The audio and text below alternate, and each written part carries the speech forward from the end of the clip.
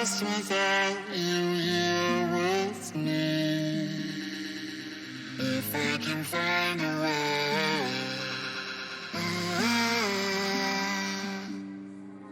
come sing with me, with all the joy that we got in our heart, lost somewhere in the gray in between. I forget how happy we can be.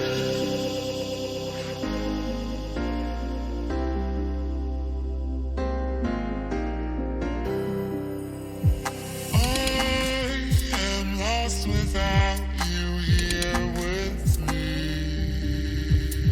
If I can find a way,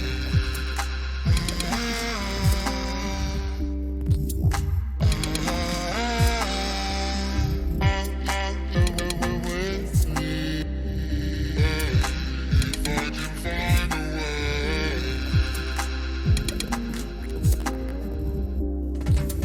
I am lost without you here with me. If I can find a way,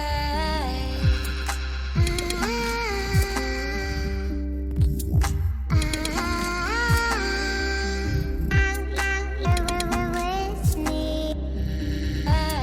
If I can find a way,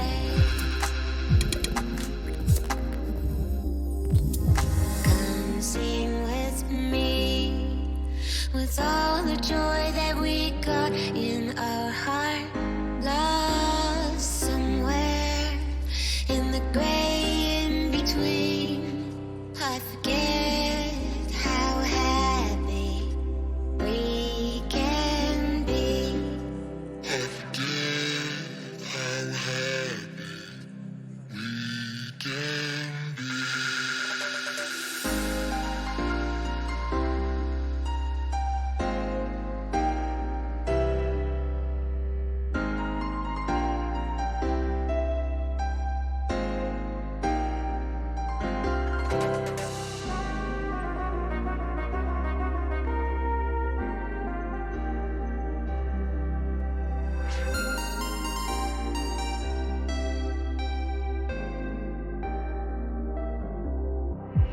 I am lost without you here with me. If I can find a way,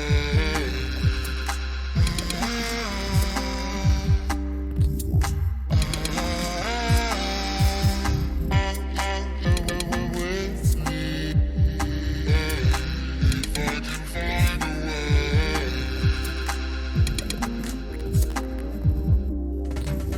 I am lost without you here with me. If I can find a way,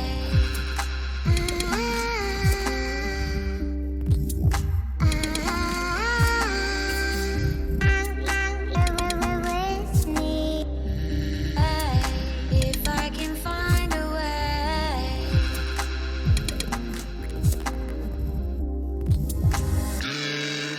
how happy we can be.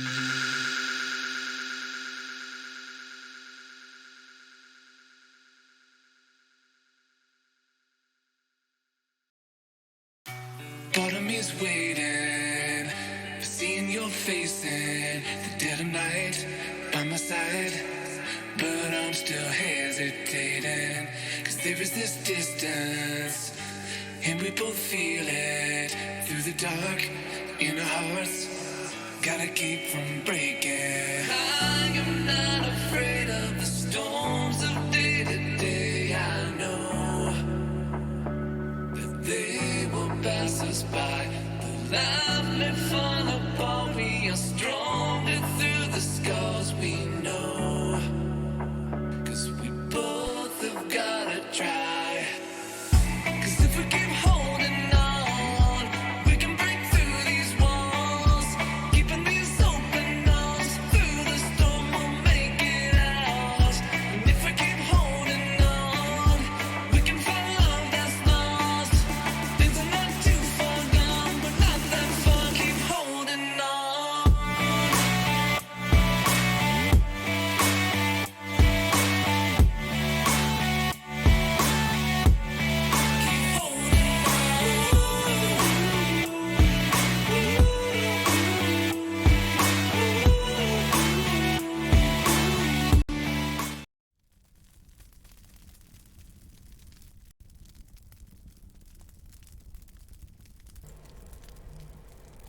Hello, welcome to another stream. Hope you're having a good Friday night or a good day, and thank you for joining. Tonight we will be finishing Alice in Wonderland by Lewis Carroll.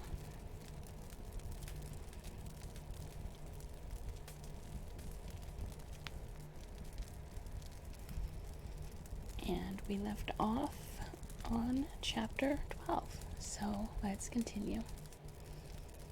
Chapter 12, Alice's Evidence. First, let's edit the stream tags. Someday I will get this whole streaming thing done, and I will do this before. There we go. Alright, now we will begin with Alice's evidence. "Here," cried Alice, quite forgetting in the flurry of the moment how large she had grown in the last few minutes, and she jumped up in such a hurry that she tipped over the jury box with the edge of her skirt, upsetting all the jurymen onto the heads of the crowd below, and there they lay sprawling about, reminding her very much of a globe of goldfish she had accidentally upset the week before. "Oh, I beg your pardon," she exclaimed in a tone of great dismay, and began picking them up again as quickly as she could, for the accident of the goldfish kept running in her head, and she had a vague sort of idea that they must be collected at once and put back into the jury box, or they would die. "The trial cannot proceed," said the king in a very grave voice, "until all the jurymen are back in their proper places. All," he repeated with great emphasis, looking hard at Alice as he said so. Alice looked at the jury box and saw that, in her haste, she had put the lizard in head downwards, and the poor little thing was waving its tail about in a melancholy way, being quite unable to move. She soon got it out again and put it right. "Not that it signifies much," she said to herself. "I should think it would be quite as much use in the trial one way up as the other." As soon as the jury had a little recovered from the shock of being upset, and their slates and pencils had been found and handed back to them, they set to work very diligently to write out a history of the accident, all except the lizard, who seemed too much overcome to do anything but sit with its mouth open, gazing up into the roof of the court. "What do you know about this business?" the king said to Alice. "Nothing," said Alice. "Nothing whatever?" persisted the king. "Nothing whatever," said Alice. "That's very important," the king said, turning to the jury. They were just beginning to write this down on their slates when the White Rabbit interrupted.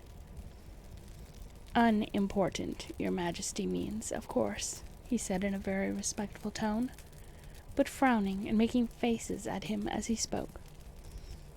"Unimportant, of course I meant," the king hastily said, and went on to himself in an undertone. "Important, unimportant, unimportant, important," as if he were trying which word sounded best. Some of the jury wrote it down as important and some unimportant. Alice could see this, as she was near enough to look over their slates.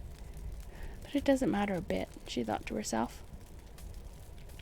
At this moment the king, who had been for some time busily writing in his notebook, cackled out, "Silence!" and read out from his book. "Rule 42. All persons more than a mile high to leave the court." Everybody looked at Alice. "I'm not a mile high," said Alice. "You are," said the king. "Nearly 2 miles high," added the queen. "Well, I shan't go at any rate," Alice said.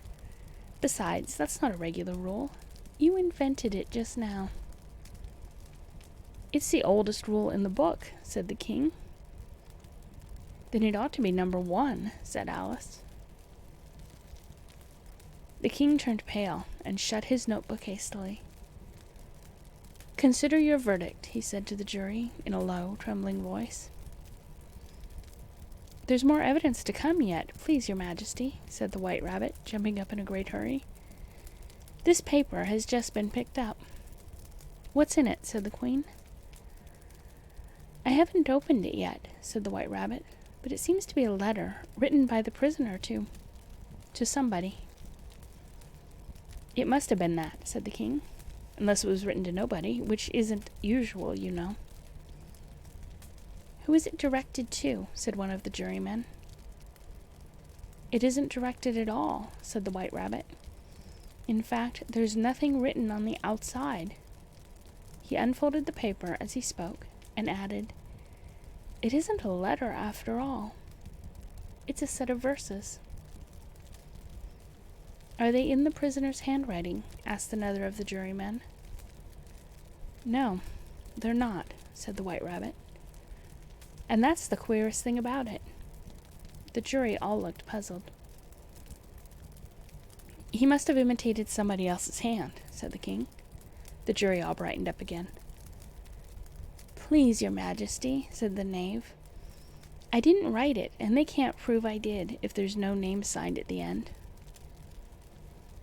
If you didn't sign it, said the King, that only makes the matter worse. You must have meant some mischief, or else you'd have signed your name like an honest man. There was a general clapping of hands at this. It was the first really clever thing the King had said that day. That proves his guilt, said the Queen. It proves nothing of the sort, said Alice. Why, you don't even know what they're about. Read them, said the King. The White Rabbit put on his spectacles. Where shall I begin, please your majesty? He asked. Begin at the beginning, the King said gravely, and go on till you come to the end, then stop. These were the verses the White Rabbit read. They told me you had been to her, and mentioned me to him. She gave me a good character, but said I could not swim. He sent them word I had not gone. We know it to be true. If she should push the matter on, what would become of you? I gave her 1, they gave him 2. You gave us 3 or more. They all returned from him to you, though they were mine before. If I or she should chance to be involved in this affair, he trusts in you to set them free, exactly as we were. My notion was that you had been, before she had this fit, an obstacle that came between him, ourselves, and it.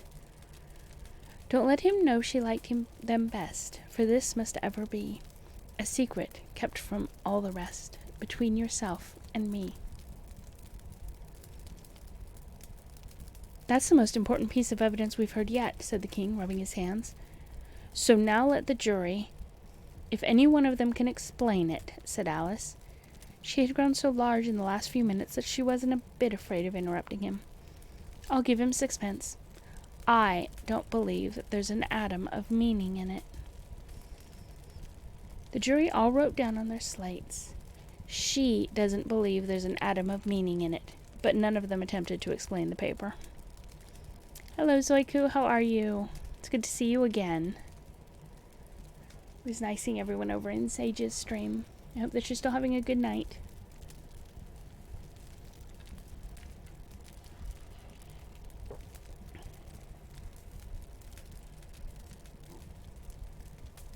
If there's no meaning in it, said the King, that saves a world of trouble, you know, and we needn't try to find any. And yet I don't know, he went on, spreading out the verses on his knee and looking at them with one eye. I seem to see some meaning in them after all. Said I could not swim.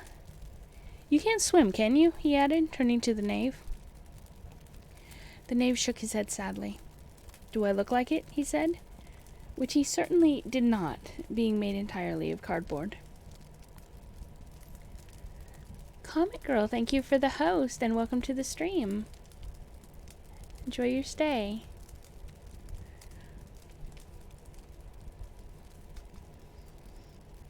All right, so far, said the King, and he went on muttering over the verses to himself. We know it to be true. That's the jury, of course. I gave her one. They gave him two. Why, that must be what he did with the tarts, you know. But it goes on, they all returned from him to you, Alice said.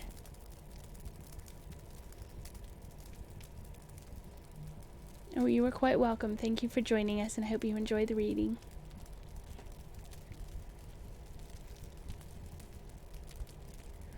Why, there they are, said the king triumphantly, pointing to the tarts on the table. Nothing can be clearer than that. Then again, before she had this fit. You never had fits, my dear, I think, he said to the queen. Never, said the queen furiously, throwing an inkstand at the lizard as she spoke. The unfortunate little Bill had left off writing on his slate with one finger, as he found it made no mark. But he now hastily began again, using the ink that was trickling down his face as long as it lasted.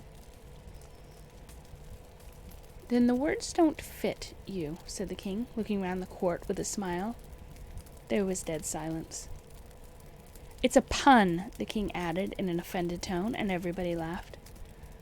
Let the jury consider their verdict, the king said, for about the 20th time that day. No, no, said the queen. Sentence first, verdict afterwards. Stuff and nonsense, said Alice loudly. The idea of having the sentence first. Hold your tongue, said the queen, turning purple. I won't, said Alice. Off with her head, the queen shouted at the top of her voice. Nobody moved. Who cares for you, said Alice. She had grown to her full size by this time. You're nothing but a pack of cards. At this, the whole pack rose up into the air and came flying down upon her. She gave a little scream, half of fright and half of anger, and tried to beat them off, and found herself lying on the bank, with her head in the lap of her sister, who was gently brushing away some dead leaves that had fluttered down from the trees upon her face. Wake up, Alice, dear, said her sister. Why, what a long sleep you've had. Oh, I've had such a curious dream, said Alice, and she told her sister, as well as she could remember them, all these strange adventures of hers that you have just been reading about. And when she had finished, her sister kissed her and said, It was a curious dream, dear, certainly. But now run into your tea. It's getting late. So Alice got up and ran off, thinking while she ran, as well she might, what a wonderful dream it had been. But her sister sat still just as she left her, leaning her head on her hand, watching the setting sun and thinking of little Alice and all her wonderful adventures, till she too began dreaming after a fashion. And this was her dream. First, she dreamed of little Alice herself, and once again the tiny hands were clasped upon her knee, and the bright, eager eyes were looking up into hers. She could hear the very tones of her voice, and see that queer little toss of her head to keep back the wandering hair that would always get into her eyes. And still as she listened, or seemed to listen, the whole place around her became alive with the strange creatures of her little sister's dream. The long grass rustled at her feet as the white rabbit hurried by. The frightened mouse splashed his way through the neighboring pool. She could hear the rattle of the teacups as the March Hare and his friends shared their never-ending meal, and the shrill voice of the queen ordering off her unfortunate guests to execution. Once more the baby pig was sneezing on the Duchess's knee, while plates and dishes crashed around it. Once more the shriek of the griffin, the squeaking of the lizard's slate pencil, and the choking of the suppressed guinea pigs filled the air, mixed up with the distant sobs of the miserable mock turtle. So she sat on, with closed eyes, and half believed herself in Wonderland, though she knew she had but to open them again, and all would change to dull reality. The grass would be only rustling in the wind, and the pool rippling to the waves of the reeds. The rattling teacups would change to tinkling sheep bells, and the queen's shrill cries to the voice of the shepherd boy, and the sneeze of the baby, the shriek of the griffin, and all the other queer noises would change, she knew, to the confused clamor of the busy farmyard, while the lowing of the cattle in the distance would take the place of the mock turtle's heavy sobs.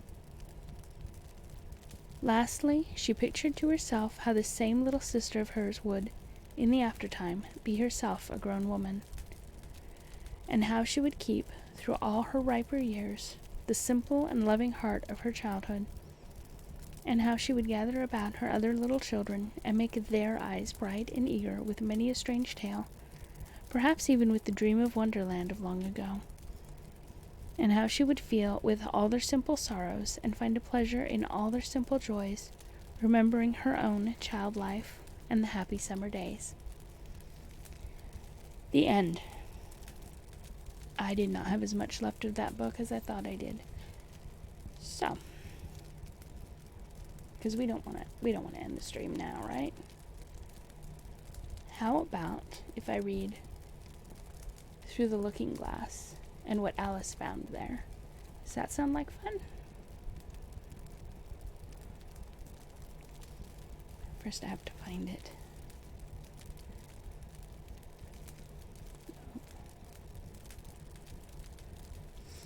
Alright, I am just going to mute the microphone and give you guys some music, and I will find the other book so that I can load it up on the phone and read it to you guys. So I will be right back. Do you guys want music or do you want the fireplace?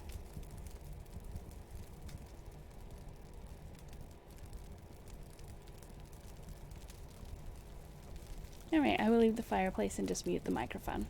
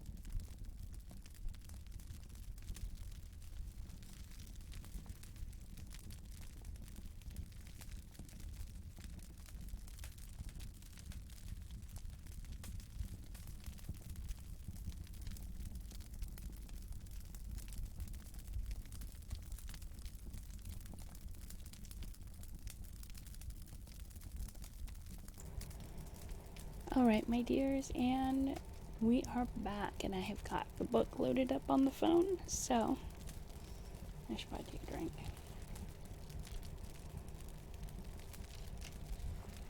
Alright.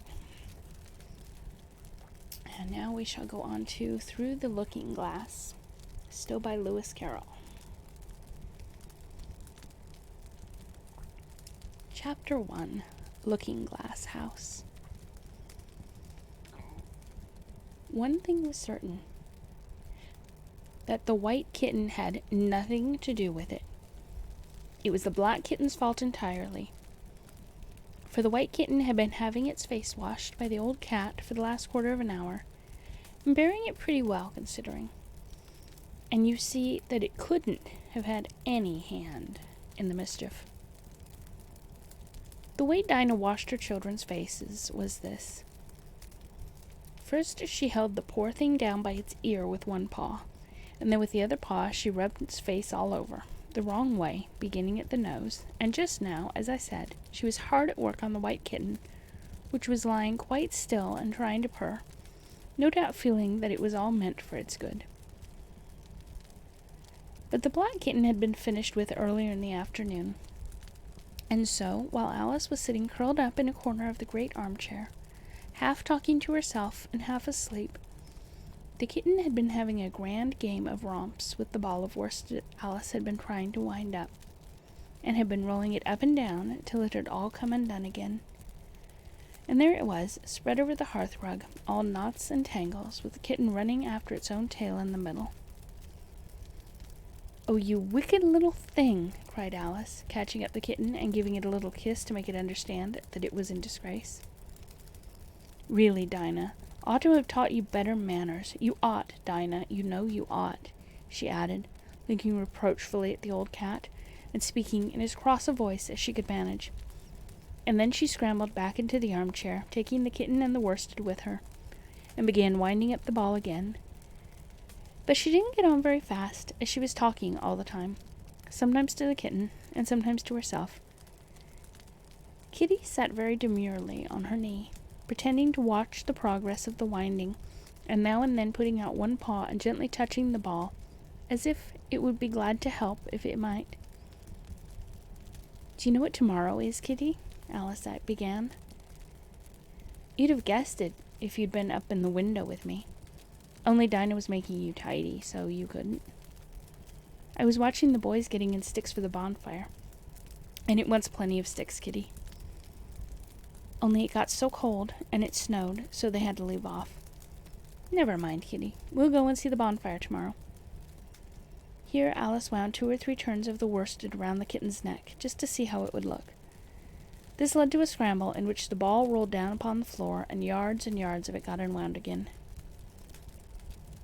"Do you know I was so angry, Kitty," Alice went on as soon as they were comfortably settled again, "when I saw all the mischief you had been doing. I was very nearly opening the window and putting you out into the snow. And you'd have deserved it, you little mischievous darling. What have you got to say for yourself? Now don't interrupt me," she went on, holding up one finger. "I'm going to tell you all your faults. Number 1, you squeaked twice while Dinah was washing your face this morning. Now you can't deny it, Kitty, I heard you." "What's that you say?" pretending that the kitten was speaking. "Her paw went into your eye." "Well, that's your fault for keeping your eyes open. If you'd shut them tight up, it wouldn't have happened. Now don't make any more excuses, but listen. Number 2, you pulled Snowball away by the tail just as I had put down the saucer of milk before her. What, you were thirsty, were you? How do you know she wasn't thirsty, too? Now for number 3. You unwound every bit of the worsted while I wasn't looking. That's 3 faults, Kitty, and you've not been punished for any of them yet. You know I'm saving up all your punishments for Wednesday week. Suppose they had saved up all my punishments," she went on, talking more to herself than the kitten. "What would they do at the end of a year? I should be sent to prison, I suppose, when the day came. Or, let me see. Suppose each punishment was to be going without a dinner. Then, when the miserable day came, I should have to go without 50 dinners at once. Well, I shouldn't mind that much. I'd far rather go without them than eat them. Do you hear the snow against the window panes, Kitty? How nice and soft it sounds. Just as if someone were kissing the window all over outside. I wonder if the snow loves the trees and fields, that it kisses them so gently. And when it covers them up snug, you know, with a white quilt. And perhaps it says, 'Go to sleep, darlings, till the summer comes again.' And when they wake up in the summer, Kitty, they dress themselves all in green and dance about whenever the wind blows. Oh, that's very pretty, cried Alice, dropping the ball of worsted to clap her hands. And I do so wish it was true. I'm sure the woods look sleepy in the autumn when the leaves are getting brown. Kitty, can you play chess? Now don't smile, my dear. I'm asking it seriously. Because when we were playing just now, you watched just as if you understood it. And when I said check, you purred. Well, it was a nice check, Kitty. And really I might have won if it hadn't been for that nasty knight. Came wiggling down among my pieces, Kitty. Dear, let's pretend. And here I wish I could tell you half the things Alice used to say, beginning with her favorite phrase, let's pretend. She had had quite a long argument with her sister only the day before, all because Alice had begun with, let's pretend we're kings and queens. And her sister, who liked being very exact, had argued that they couldn't, because there were only two of them, and Alice had been reduced to at last say, well, you can be one of them then, and I'll be all the rest. And once she had really frightened her old nurse by shouting suddenly in her ear, Nurse, do let's pretend I'm a hungry hyena and you're a bone. But this is taking us away from Alice's speech to the kitten. Let's pretend that you're the Red Queen, Kitty. Do you know, I think if you sat up and folded your arms, you'd look exactly like her. Now do try, there's a dear. And Alice got the Red Queen off the table and set it up before the kitten as a model for it to imitate. However, the thing didn't succeed principally, Alice said, because the kitten wouldn't fold its arms up properly. So to punish it, she held it up to the looking-glass, that it might see how sulky it was.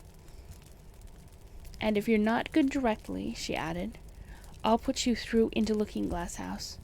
How would you like that?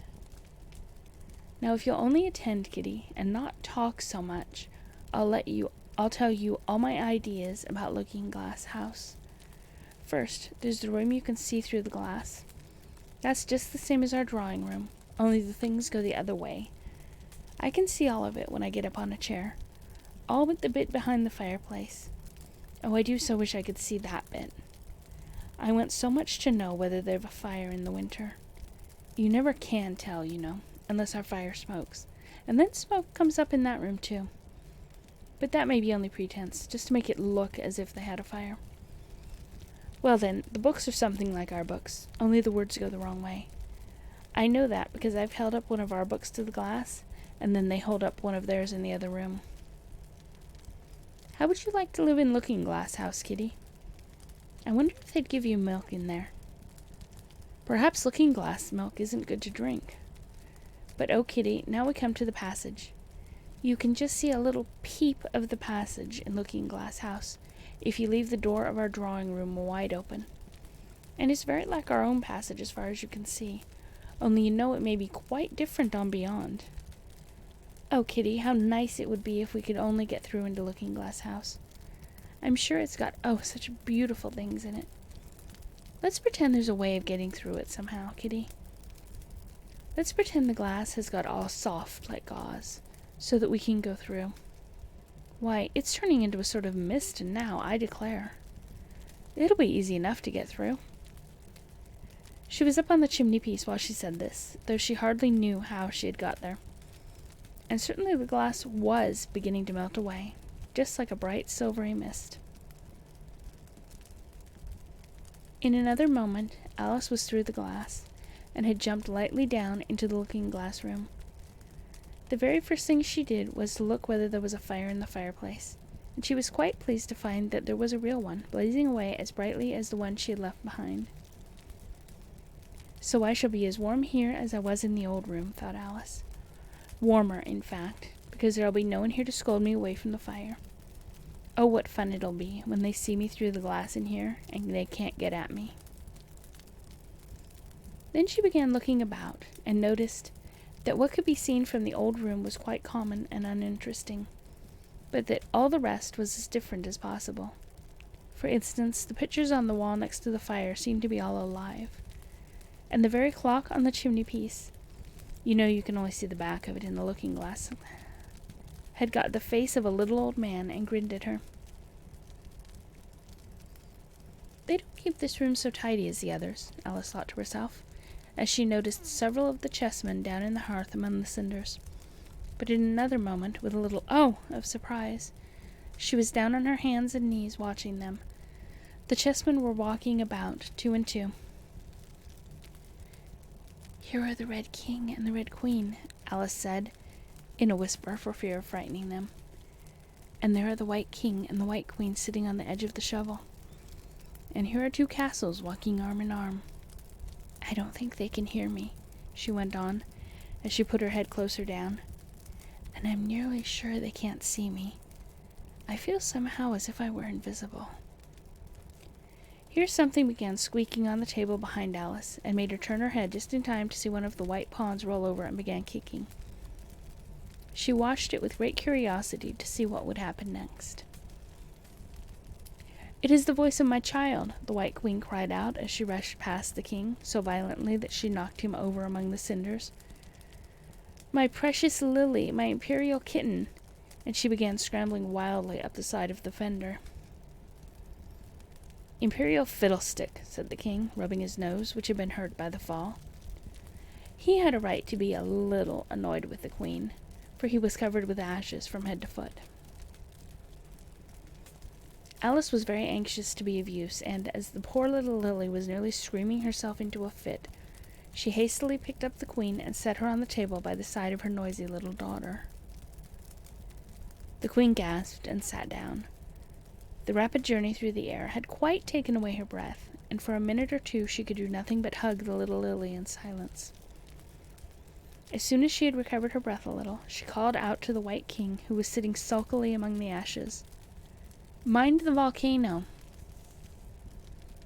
"What volcano?" said the king, looking up anxiously into the fire, as if he thought that was the most likely place to find one. "Blew me up," panted the queen, who was still a little out of breath.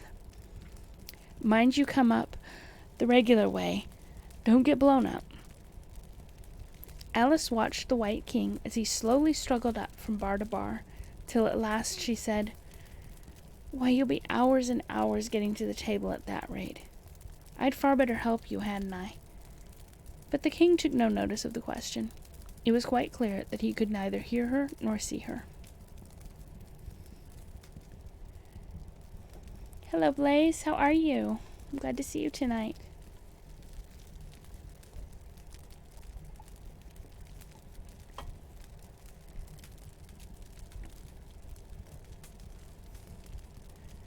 So Alice picked him up very gently and lifted him across more slowly than she had lifted the queen, that she mightn't take his breath away.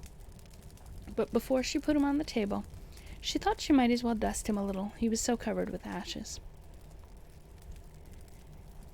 She said afterwards that she had never seen in all her life such a face as the king made when he found himself held in the air by an invisible hand and being dusted.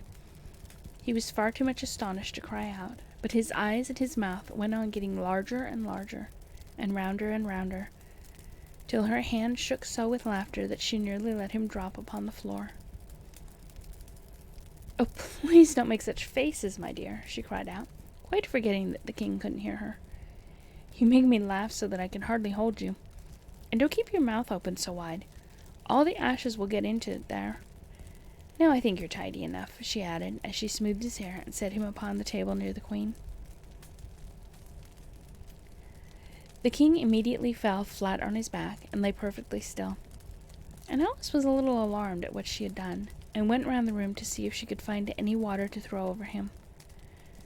However, she could find nothing but a bottle of ink, and when she got back with it she found he had recovered, and he and the queen were talking together in a frightened whisper, so low that Alice could hardly hear what they said. The king was saying, "I assure you, my dear, I turned cold to the very ends of my whiskers." To which the queen replied, "You haven't got any whiskers." The horror of that moment, the king went on, I shall never, never forget. You will, though, the queen said, if you don't make a memorandum of it. Alice Alice looked on with great interest as the king took out an enormous memorandum book out of his pocket and began writing. A sudden thought struck her, and she took hold of the end of the pencil, which came some way over his shoulder, and began writing for him. The poor king looked puzzled and unhappy, and struggled with the pencil for some time without saying anything. But Alice was too strong for him, and at last he panted out, "My dear, I really must get a thinner pencil. I can't manage this one bit. It writes all manner of things that I don't intend." "What manner of things?" said the queen, looking over the book, in which Alice had put, "The White Knight is sliding down the poker. He balances very badly." "That's not a memorandum of your feelings." There was a book lying near Alice on the table, and while she sat watching the White King, for she was still a little anxious about him, and had the ink all ready to throw over him in case he fainted again, she turned over the leaves to find some part that she could read. "For it's all in some language I don't know," she said to herself. It was like this: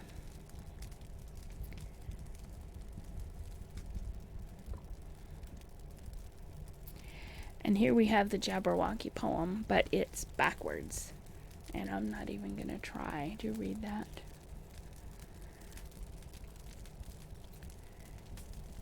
She puzzled over this for some time, but at last a bright thought struck her. "Why, it's a looking-glass book, of course, and if I hold it up to a glass, the words will go the right way again." This was the poem that Alice read. Jabberwocky. Get a mirror.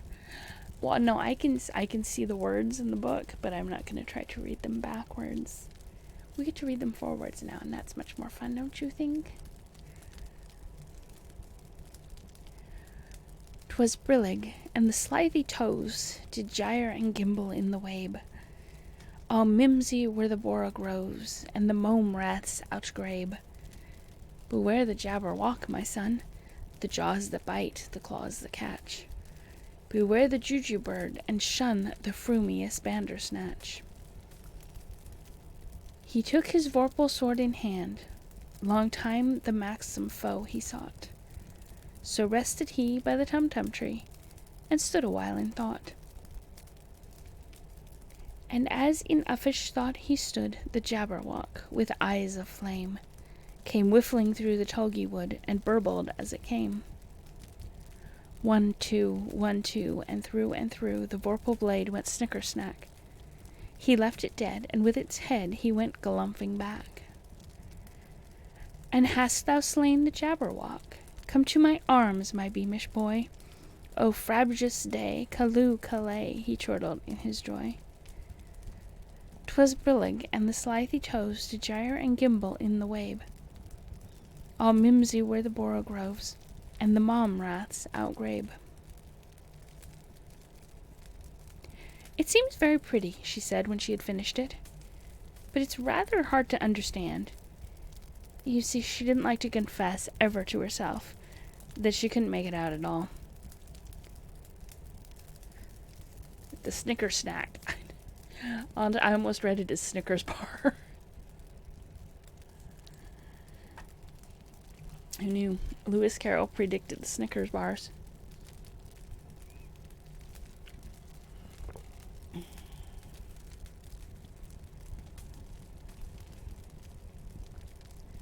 Somehow it seems to fill my head with ideas, only I don't exactly know what they are. However, somebody killed something. That's clear at any rate. But oh, thought Alice, suddenly jumping up, if I don't make haste, I shall have to go back through the looking-glass before I've seen what the rest of the house is like. Let's have a look at the garden first.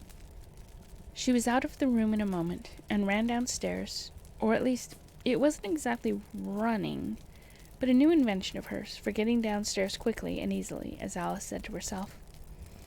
She just kept the tips of her fingers on the handrail, and floated gently down without ever touching the stairs with her feet. Then she floated on through the hall, It would have gone straight out at the door the same way if she hadn't caught hold of the doorpost. She was getting a little giddy with so much floating in the air, and was rather glad to find herself walking again in the natural way.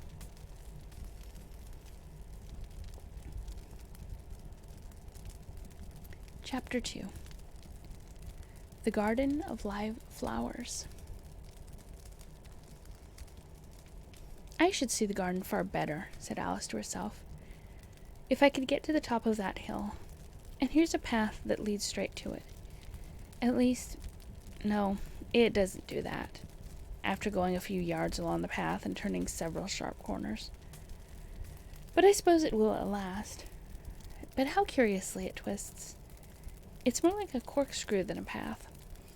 Well, this turn goes to the hill, I suppose. No, it doesn't. This goes straight back to the house. Well, then I'll try it the other way.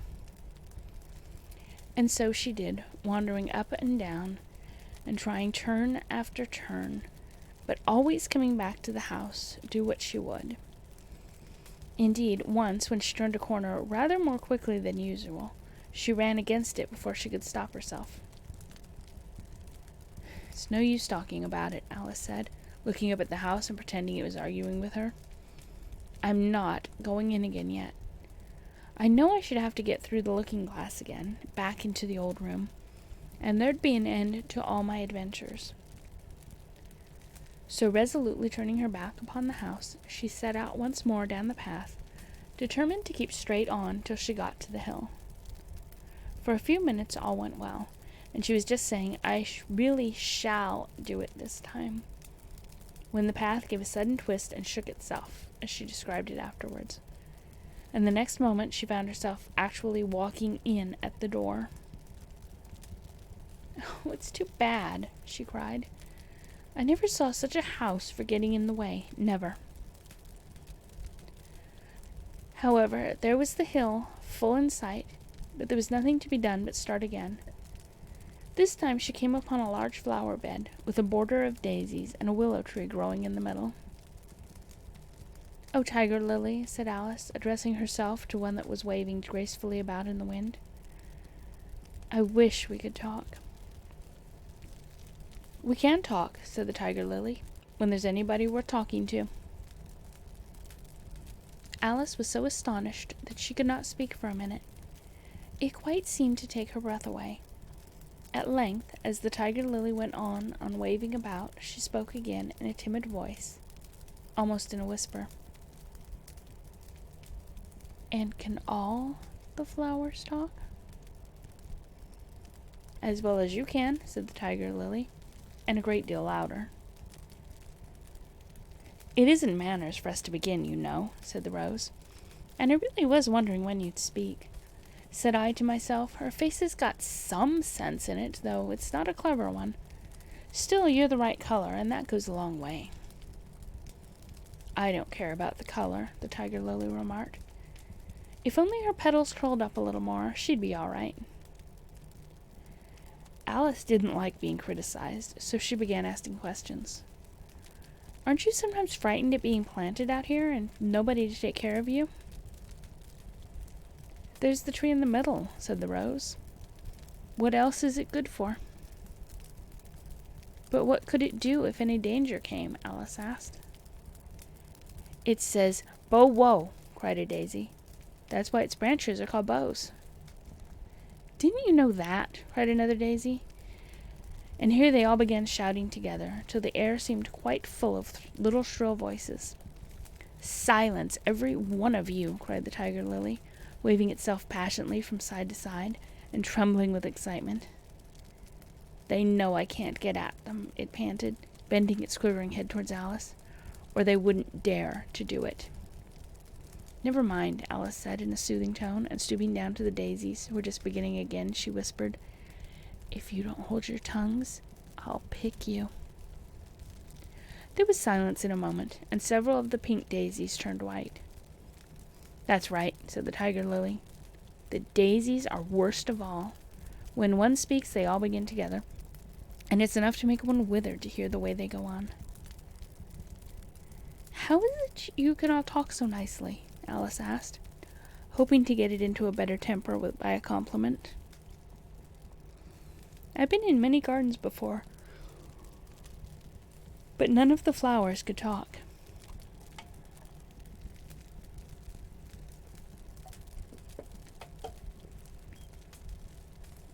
"Put your hand down and feel the ground," said the tiger lily. "Then you'll know why." Alice did so. "It's very hard," she said, "but I don't see what that has to do with it." "In most gardens," the tiger lily said, "they make the beds too soft, so that the flowers are always asleep." This sounded like a very good reason, and Alice was quite pleased to know it. "I never thought of that before," she said. "It's my opinion that you never think at all," the rose said in a rather severe tone. "I never saw anybody that looked stupider," a violet said, so suddenly that Alice quite jumped, for it hadn't spoken before. "Hold your tongue," cried the tiger lily. "As if you ever saw anybody. You keep your head under the leaves and snore away there till you know no more what's going on in the world than if you were a bud." "Are there any more people in the garden besides me?" Alice said, not choosing to notice the rose's last remark. "There's one other flower in the garden that can move about like you," said the rose. "I wonder how you do it." "You're always wondering," said the tiger lily. "But she's more bushy than you are." "Is she like me?" Alice asked eagerly, for the thought crossed her mind. "There's another little girl in the garden somewhere." "Well, she has the same awkward shape as you," the rose said. "But she's redder, and her petals are shorter, I think." "Her petals are done up close, almost like a dahlia," the tiger lily interrupted. "Not tumbled about anyhow like yours." "But that's not your fault," the rose added kindly. "You're beginning to fade, you know, and then one can't help one's petals getting a little untidy." Alice didn't like this idea at all, so to change the subject, she asked, "Does she ever come out here?" "I dare say you'll see her soon," said the rose.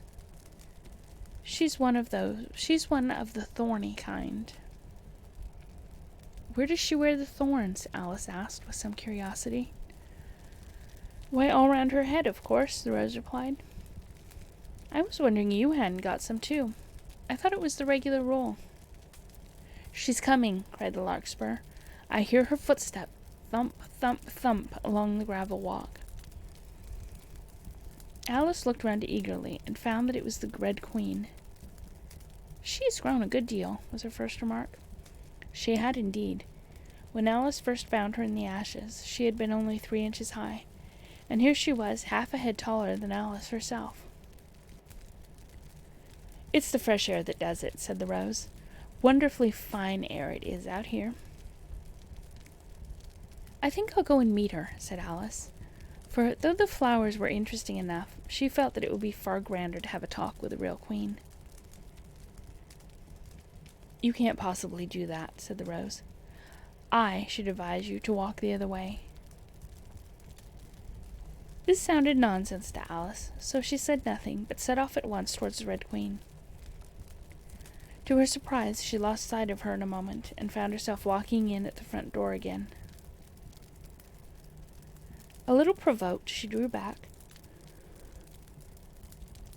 and after looking everywhere for the Queen, whom she spied out at last a long way off, she thought she would try the plan, this time, of walking in the opposite direction. It succeeded beautifully. She had not been walking a minute before she found herself face to face with the Red Queen, and full in sight of the hill she had been so long aiming at. "Where do you come from?" said the Red Queen. "And where are you going? Look up, speak nicely, and don't twiddle your fingers all the time."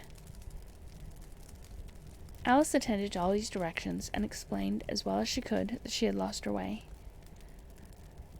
"I don't know what you mean by your way," said the Queen. "All the ways about here belong to me. But why did you come out here at all?" she added, in a kinder tone. "Curtsy while you're thinking what to say. It saves time." Alice wondered a little at this. but she was too much in awe of the Queen to disbelieve it. "I'll try it when I go home," she thought to herself, "the next time I'm a little late for dinner." "It's time for you to answer now," the Queen said, looking at her watch. "Open your mouth a little wider when you speak, and always say 'Your Majesty.'" "I only wanted to see what the garden was like, Your Majesty." "That's right," said the Queen, patting her on the head, which Alice didn't like at all.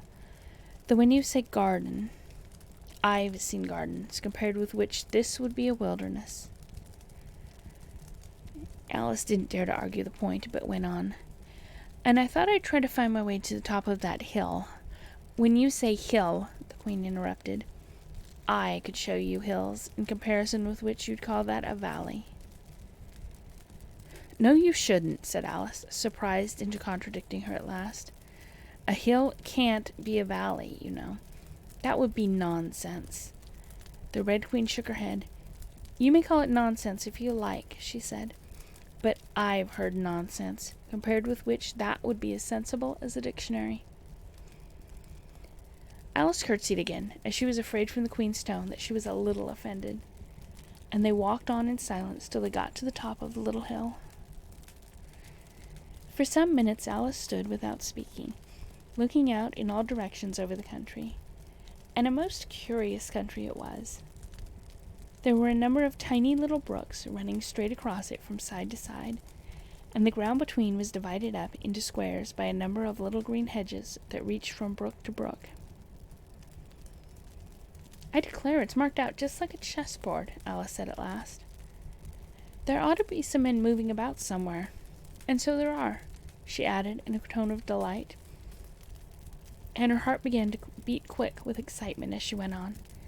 "It's a great huge game of chess that's being played, all over the world, if this is the world at all, you know.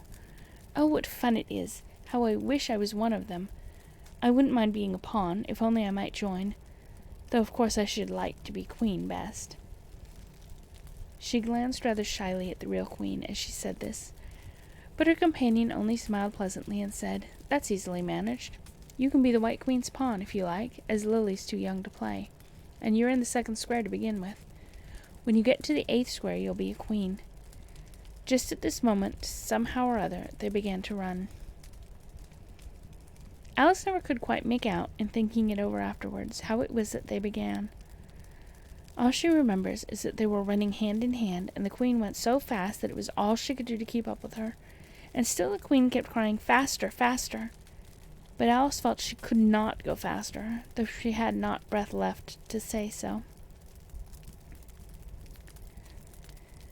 The most curious part of the thing was that the trees and the other things around them never changed their places at all. However fast they went, they never seemed to pass anything. "I wonder if all the things move along with us," thought poor puzzled Alice. And the Queen seemed to guess her thoughts, for she cried, "Faster! Don't try to talk." Not that Alice had any idea of doing that.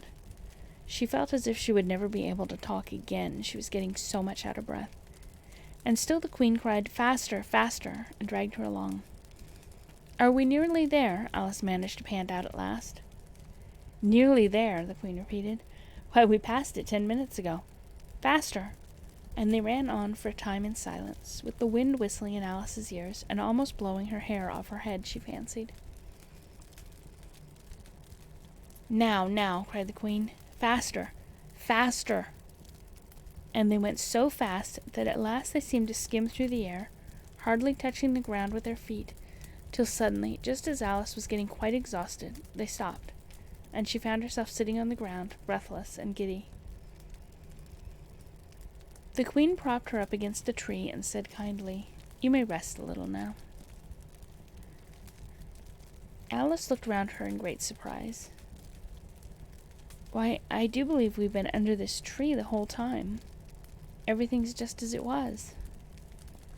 "Of course it is," said the Queen. "What would you have it?" "Well, in our country," said Alice, still panting a little, "you generally get to somewhere else, if you ran very fast for a long time as we've been doing." "A slow sort of country," said the Queen.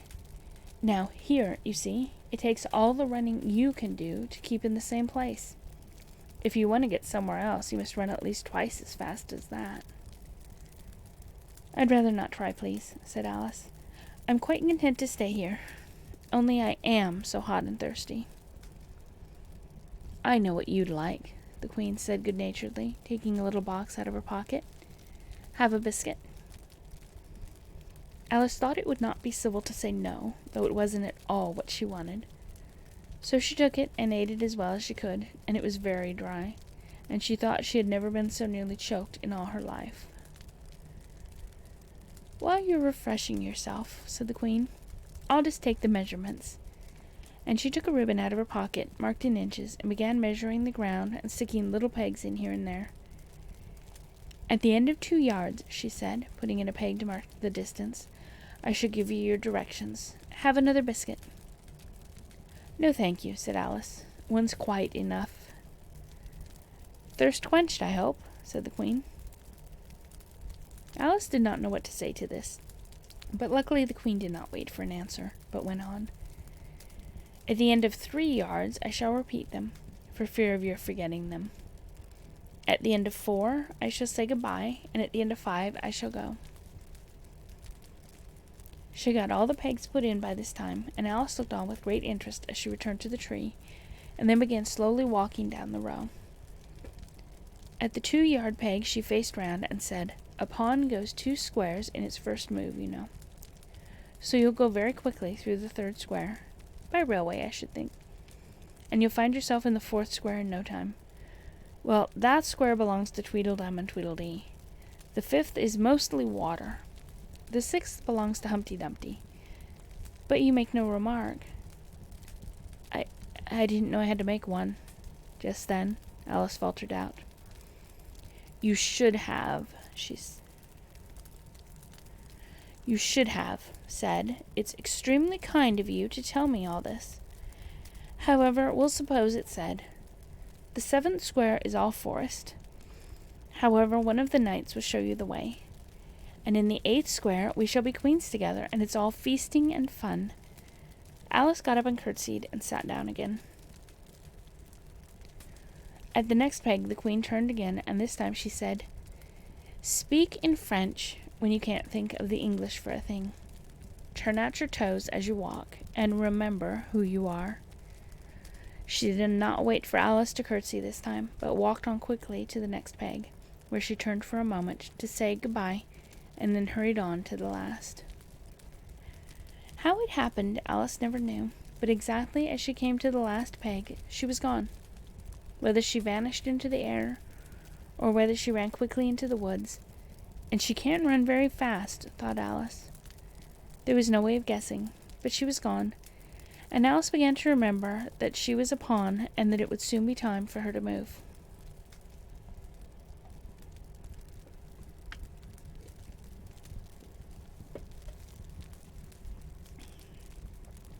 Chapter 3. Looking-glass insects. We're going to have little buggies. Of course, the first thing to do was to make a grand survey of the country she was going to travel through. It's something very like learning geography, thought Alice, as she stood on tiptoe in hopes of being able to see a little further. Principal rivers. There are none. Principal mountains.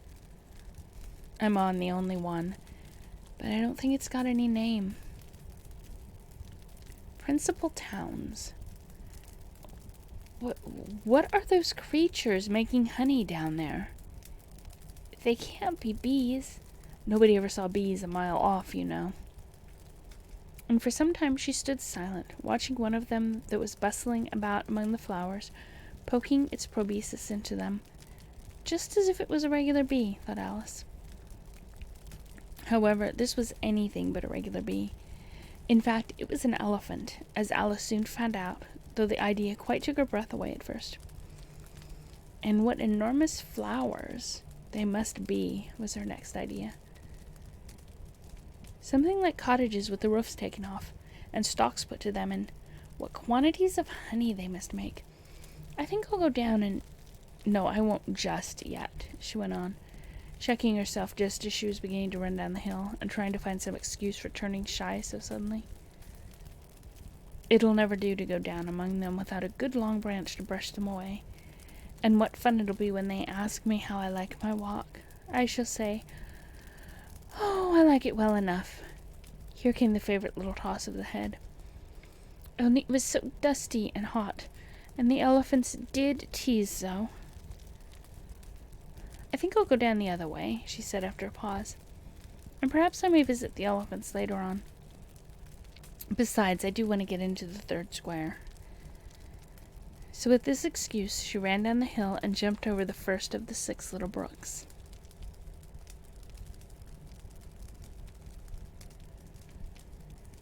"Tickets, please," said the guard, putting his head in at the window. In a moment, everybody was holding out a ticket. They were about the same size as the people, and quite seemed to fill the carriage. "Now then, show your ticket, child," the guard went on, looking angrily at Alice. And a great many voices all said together, like the chorus of a song, thought Alice. "Don't keep him waiting, child. Why, his time is worth £1,000 a minute." "I'm afraid I haven't got one," Alice said in a frightened tone. "There wasn't a ticket office where I came from." And again the chorus of voices went on. "There wasn't room for one where she came from. The land there is worth £1,000 an inch." "Don't make excuses," said the guard. "You should have bought one from the engine driver." And once more the chorus of voices went on with, "The man that drives the engine, why the smoke alone is worth £1,000 a puff." Alice thought to herself, "Then there's no use in speaking."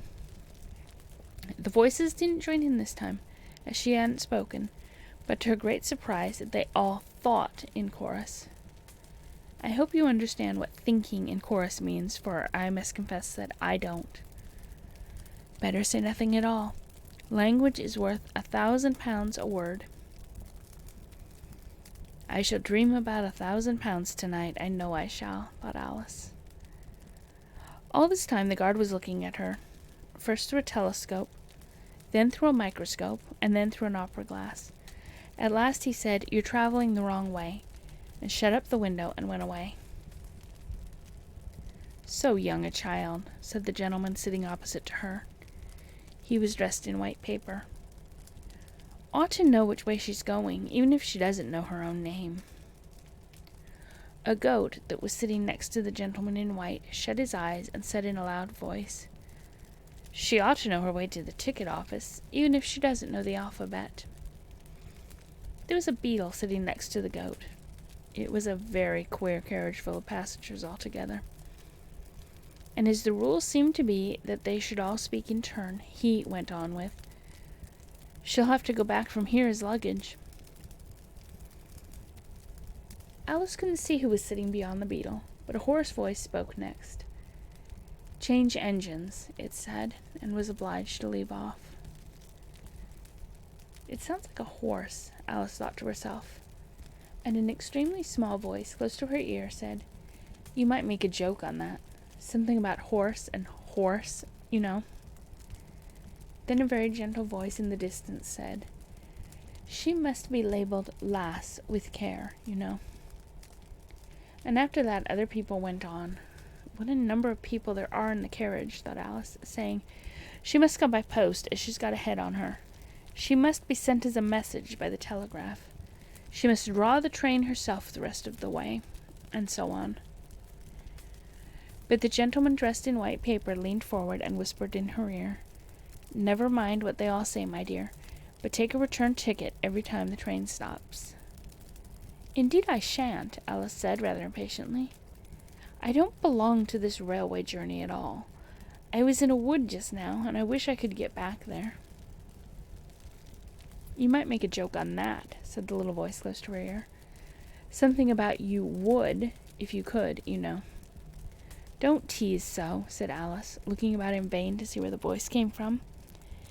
"If you're so anxious to have a joke made, why don't you make one yourself?" The little voice sighed deeply. It was very unhappy, evidently, And Alice would have said something pitying to comfort it. If it would only sigh like other people, she thought. But this was such a wonderfully small sigh that she wouldn't have heard it at all if it hadn't come quite close to her ear. The consequence of this was that it tickled her ear very much, and quite took off her thoughts from the unhappiness of the poor little creature. "I know you are a friend," the little voice went on. "A dear friend, and an old friend. And you won't hurt me, though I am an insect." "What kind of insect?" Alice inquired a little anxiously. What she really wanted to know was whether it would sting or not. But she thought this wouldn't be quite a civil question to ask. "What, then you don't—" the little voice began, when it was drowned by a shrill scream from the engine, and everybody jumped up in alarm, Alice among the rest. The horse, who had put his head out of the window, quietly drew it in and said, "It's only a brook we have to jump over." Everybody seemed satisfied with this, though Alice felt a little nervous at the idea of trains jumping at all. "However, it'll take us into the 4th square. That's some comfort," she said to herself. In another moment she felt the carriage rise straight up into the air, and to her fright she caught at the thing nearest to her hand, which happened to be the goat's beard. But the beard seemed to melt away as she touched it, and she found herself sitting quietly under a tree, while the gnat, for that was the insect she had been talking to, was balancing itself on a twig just over her head, fanning her with its wings.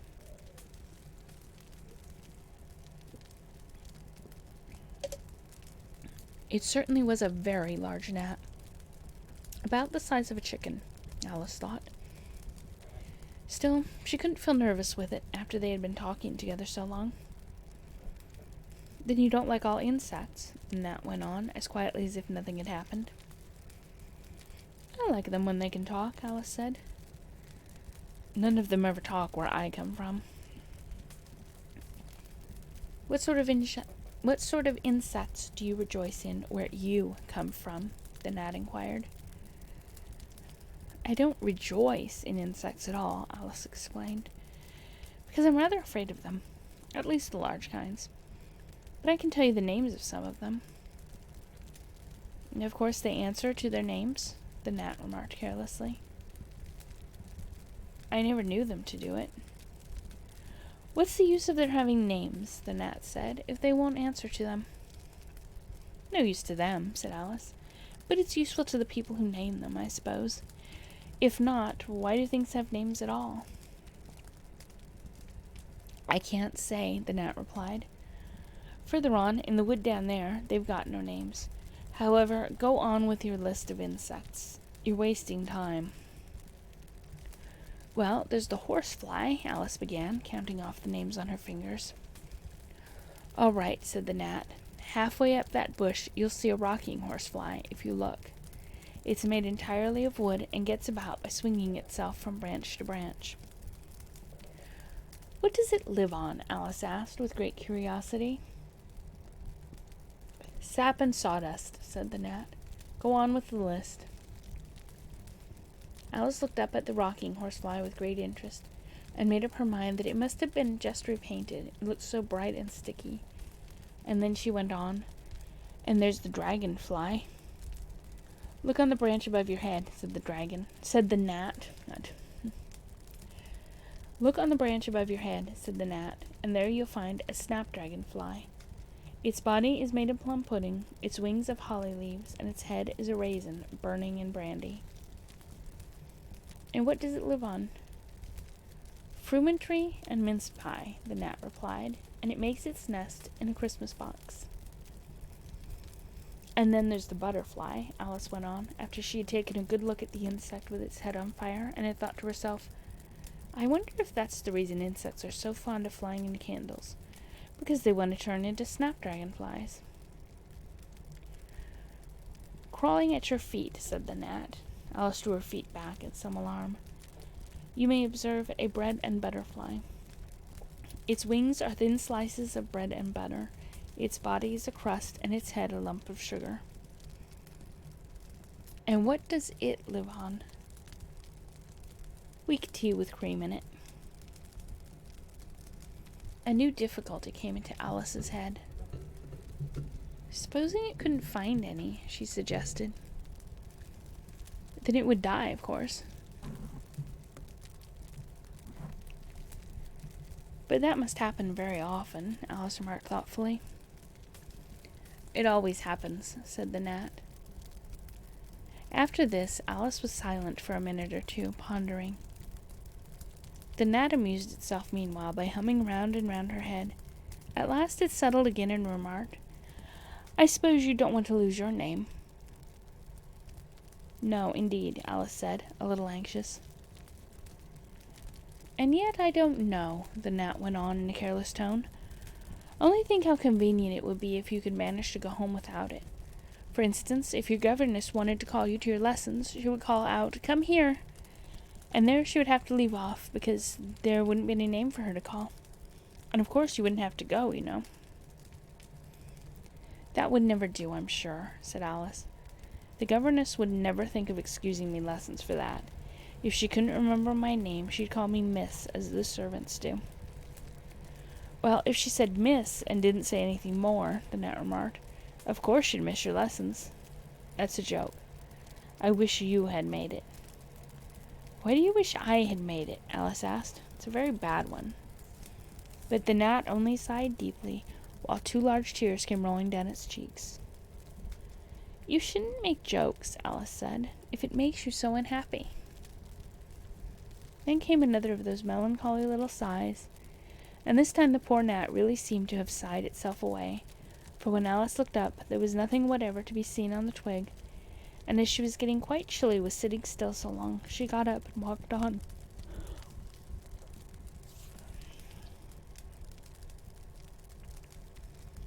She very soon came to an open field, with a wood on the other side of it. It looked much darker than the last wood, and Alice felt a little timid about going into it. However, on second thoughts, she made up her mind to go on.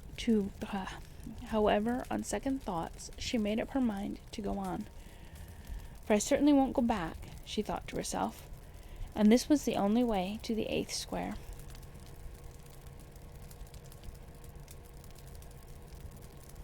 "This must be the wood," she said thoughtfully to herself, "where things have no names.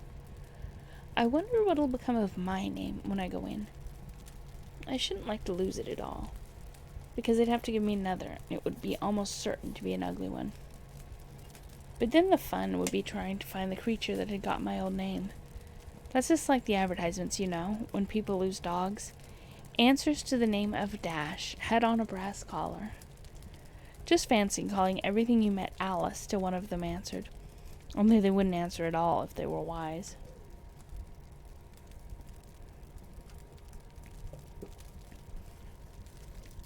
She was rambling on in this way when she reached the wood.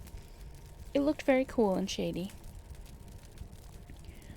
"Well, at any rate, it's a great comfort," she said as she stepped under the trees, "after being so hot to get into the—" "Into what?" she went on, rather surprised at not being able to think of the word. "I mean to get under this, you know," putting her hand on the trunk of the tree. "What does it call itself, I wonder? I do believe it's got no name. Why, to be sure it hasn't." She stood silent for a minute, thinking. Then she suddenly began again. "Then it really has happened after all. And now, who am I? I will remember if I can. I'm determined to do it." But being determined didn't help much, and all she could say, after a great deal of puzzling, was, "L. I know it begins with L." Just then a fawn came wandering by. It looked at Alice with its large, gentle eyes, but didn't seem at all frightened.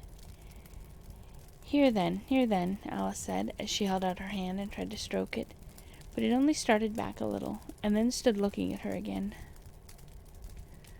"What do you call yourself?" the fawn said at last. Such a soft, sweet voice it had. "I wish I knew," thought poor Alice. She answered rather sadly, "Nothing just now." "Think again," it said. "That won't do." Alice thought, but nothing came of it. "Please, would you tell me what you call yourself?" she said timidly. "I think that might help a little." "I'll tell you if you'll move a little further on," the fawn said. "I can't remember here." So they walked on together through the wood, Alice with her arms clasped lovingly round the soft neck of the fawn, till they came out into another open field, and here the fawn gave a sudden bound into the air, and shook itself free from Alice's arms. "I'm a fawn," it cried out in a voice of delight. "And dear me, you're a human child." A sudden look of alarm came into its beautiful brown eyes, and in another moment it had darted away at full speed. Alice stood looking after it, almost ready to cry with vexation at having lost her dear little fellow traveler so suddenly. "However, I know my name now," she said. "That's some comfort. Alice. Alice. I won't forget it again. And now, which of these finger posts ought I to follow, I wonder?" It was not a very difficult question to answer, as there was only one road through the wood, and the 2 finger posts both pointed along it.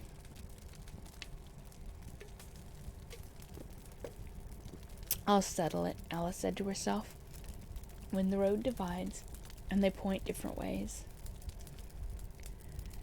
But this did not seem likely to happen. She went on and on, a long way, but wherever the road divided, there were sure to be 2 finger posts pointing the same way, one marked to Tweedledum's house, and the other to the house of Tweedledee. "I do believe," said Alice at last, "that they live in the same house. I wonder I never thought of that before. But I can't stay there long. I'll just call and say how do you do, and ask them the way out of the wood. If I could only get to the 8th square before it gets dark." So she wandered on, talking to herself as she went, till, on turning a sharp corner, she came upon 2 fat little men, so suddenly that she could not help starting back, but in another moment she recovered herself, feeling sure that they must be.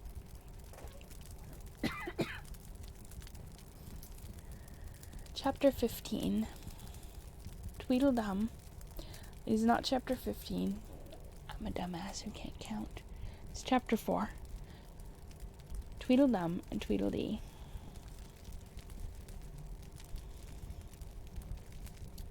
They were standing under a tree, each with an arm around the other's neck, and Alice knew which was which in a moment, because one of them had Dum embroidered on his collar, and the other Dee.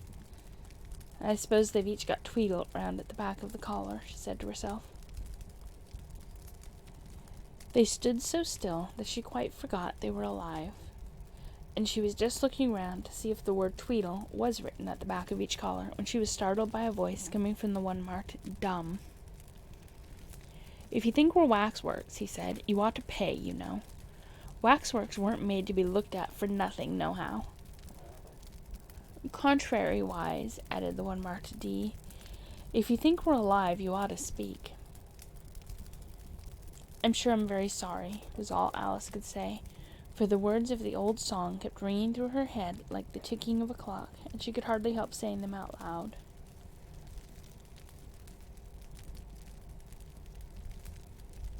Tweedledum and Tweedledee agreed to have a battle.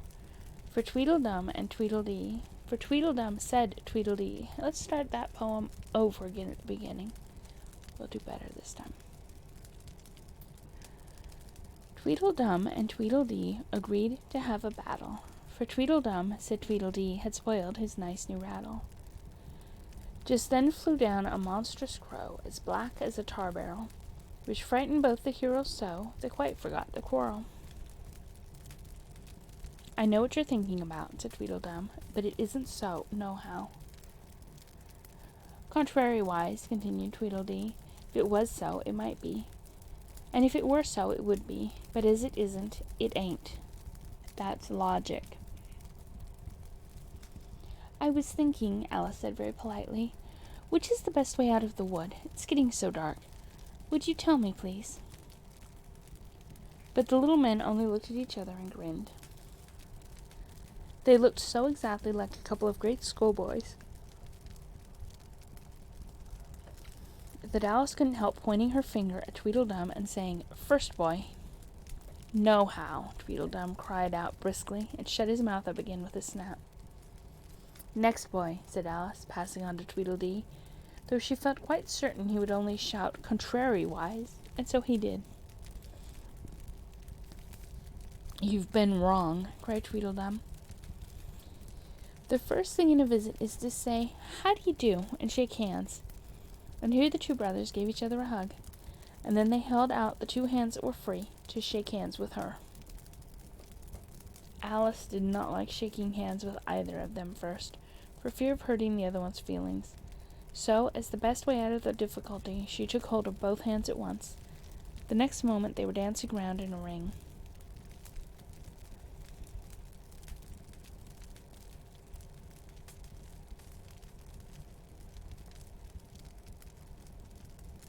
This seemed quite natural, she remembered afterwards, and she was not even surprised to hear music playing. It seemed to come from the tree under which they were dancing, and it was done, as well as she could make out, by the branches rubbing one across the other like fiddles and fiddlesticks. "But it certainly was funny," Alice said afterwards, when she was telling her sister the history of all this, "to find myself singing 'Here We Go Round the Mulberry Bush.'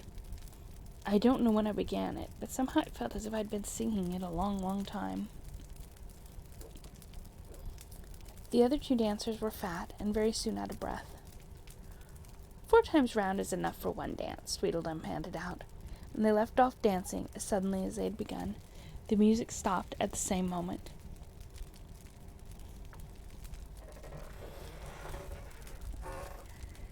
Then they let go of Alice's hands and stood looking at her for a minute. There was a rather awkward pause, as Alice didn't know how to begin a conversation with people she had just been dancing with. "It would never do to say, 'How do you do now?'" she said to herself. "We seem to have got beyond that somehow." "I hope you're not much tired," she said at last. "No, Hal, and thank you very much for asking," said Tweedledum. "So much obliged," added Tweedledee. "You like poetry?" "Yes, pretty well." "Some poetry," Alice said doubtfully. "Would you tell me which road leads out of the woods?" "Which shall I repeat to her?" said Tweedledum, looking round at Tweedledee with great solemn eyes, and not noticing Alice's question. "The Walrus and the Carpenter is the longest," Tweedledum replied, giving his brother an affectionate hug. Tweedledee began instantly. "The sun was shining." Here Alice ventured to interrupt him. "If it's very long," she said, as politely as she could, "would you please tell me first which road?" Tweedledee smiled gently and began again. "The sun was shining on the sea, shining with all his might. He did his very best to make the billows smooth and bright. And this was odd, because it was the middle of the night. The moon was shining sulkily, because she thought the sun had got no business to be there after the day was done. 'It's very rude of him,' she said, 'to come and spoil the fun.' The sea was wet as wet could be. The sands were dry as dry. You could not see a cloud, because no cloud was in the sky. No birds were flying overhead. There were no birds to fly. The Walrus and the Carpenter were walking close at hand. They wept like anything to see such quantities of sand. 'If this were only cleared away,' they said, 'it would be grand.' If 7 maids with 7 mops swept it for half a year, do you suppose," the Walrus said, "that they could get it clear?" "I doubt it," said the Carpenter, and shed a bitter tear. "Oh, oysters, come and walk with us," the Walrus did beseech. "A pleasant walk, a pleasant talk, along the briny beach. We cannot do with more than 4 to give a hand to each." The eldest oyster looked at him, but never said a word. The eldest oyster looked at him, and never a word he said. The eldest oyster winked his eye and shook his heavy head, meaning to say he did not choose to leave the oyster bed. But 4 young oysters hurried up, all eager for the treat. Their coats were brushed, their faces washed, their shoes were clean and neat. And this was odd because, they hadn't any feet. 4 other oysters followed them, and yet another 4. And thick and fast they came at last, and more, and more, and more, all hopping through the frothy waves and scrambling to the shore. The walrus and the carpenter walked on a mile or so, and then they rested on a rock conveniently low, and all the little oysters stood and waited in a row. "The time has come," the walrus said, "to talk of many things. Of shoes and ships and sealing wax and cabbages and kings, and why the sea is boiling hot and whether pigs have wings." "But wait a bit," the oysters cried, "before we have our chat, for some of us are out of breath and all of us are fat." "No hurry," said the carpenter. They thanked him much for that. "A loaf of bread," the walrus said, "is what we chiefly need. Pepper and vinegar besides are very good indeed. Now if you're ready, oysters dears, we can begin to feed." "But not on us," the oysters cried, turning a little blue. "After such kindness that would be a dismal thing to do."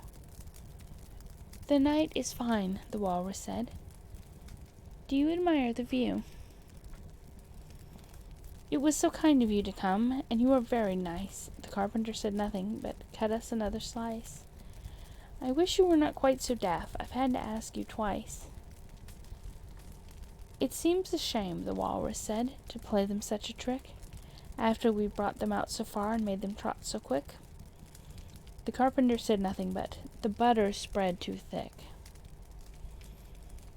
"I weep for you," the walrus said. "I deeply sympathize." With sobs and tears he sorted out those of the largest size, holding his pocket handkerchief before his streaming eyes. "Oh, oysters," said the carpenter, "we've had a pleasant run. Shall we be trotting home again?" But answer came there none. And that was scarcely odd, because they'd eaten every one. "I like the walrus best," said Alice, "because, you see, he was a little sorry for the poor oysters." "He ate more than the carpenter, though," said Tweedledee. "You see, he held his handkerchief in front, so that the carpenter couldn't count how many he took, contrariwise." "That was mean," Alice said indignantly. "Then I like the carpenter best, if he didn't eat so many as the walrus." "But he ate as many as he could get," said Tweedledum. This was a puzzler. After a pause, Alice began. Well, they were both very unpleasant characters. Here she checked herself in some alarm, at hearing something that sounded to her like the puffing of a large steam engine in the wood near them, though she feared it was more likely to be a wild beast. "Are there any lions or tigers about here?" she asked timidly. "It's only the Red King snoring," said Tweedledee. "Come and look at him," the brothers cried, and they each took one of Alice's hands and led her up to where the king was sleeping. "Isn't he a lovely sight?" said Tweedledum. Alice couldn't say honestly that he was. He had a tall red nightcap on, with a tassel, and he was lying crumpled up into a sort of untidy heap, and snoring loud, "fit to snore his head off," as Tweedledum remarked. "I'm afraid he'll catch cold with lying on the damp grass," said Alice, who was a very thoughtful little girl. "He's dreaming now," said Tweedledee. "And what do you think he's dreaming about?"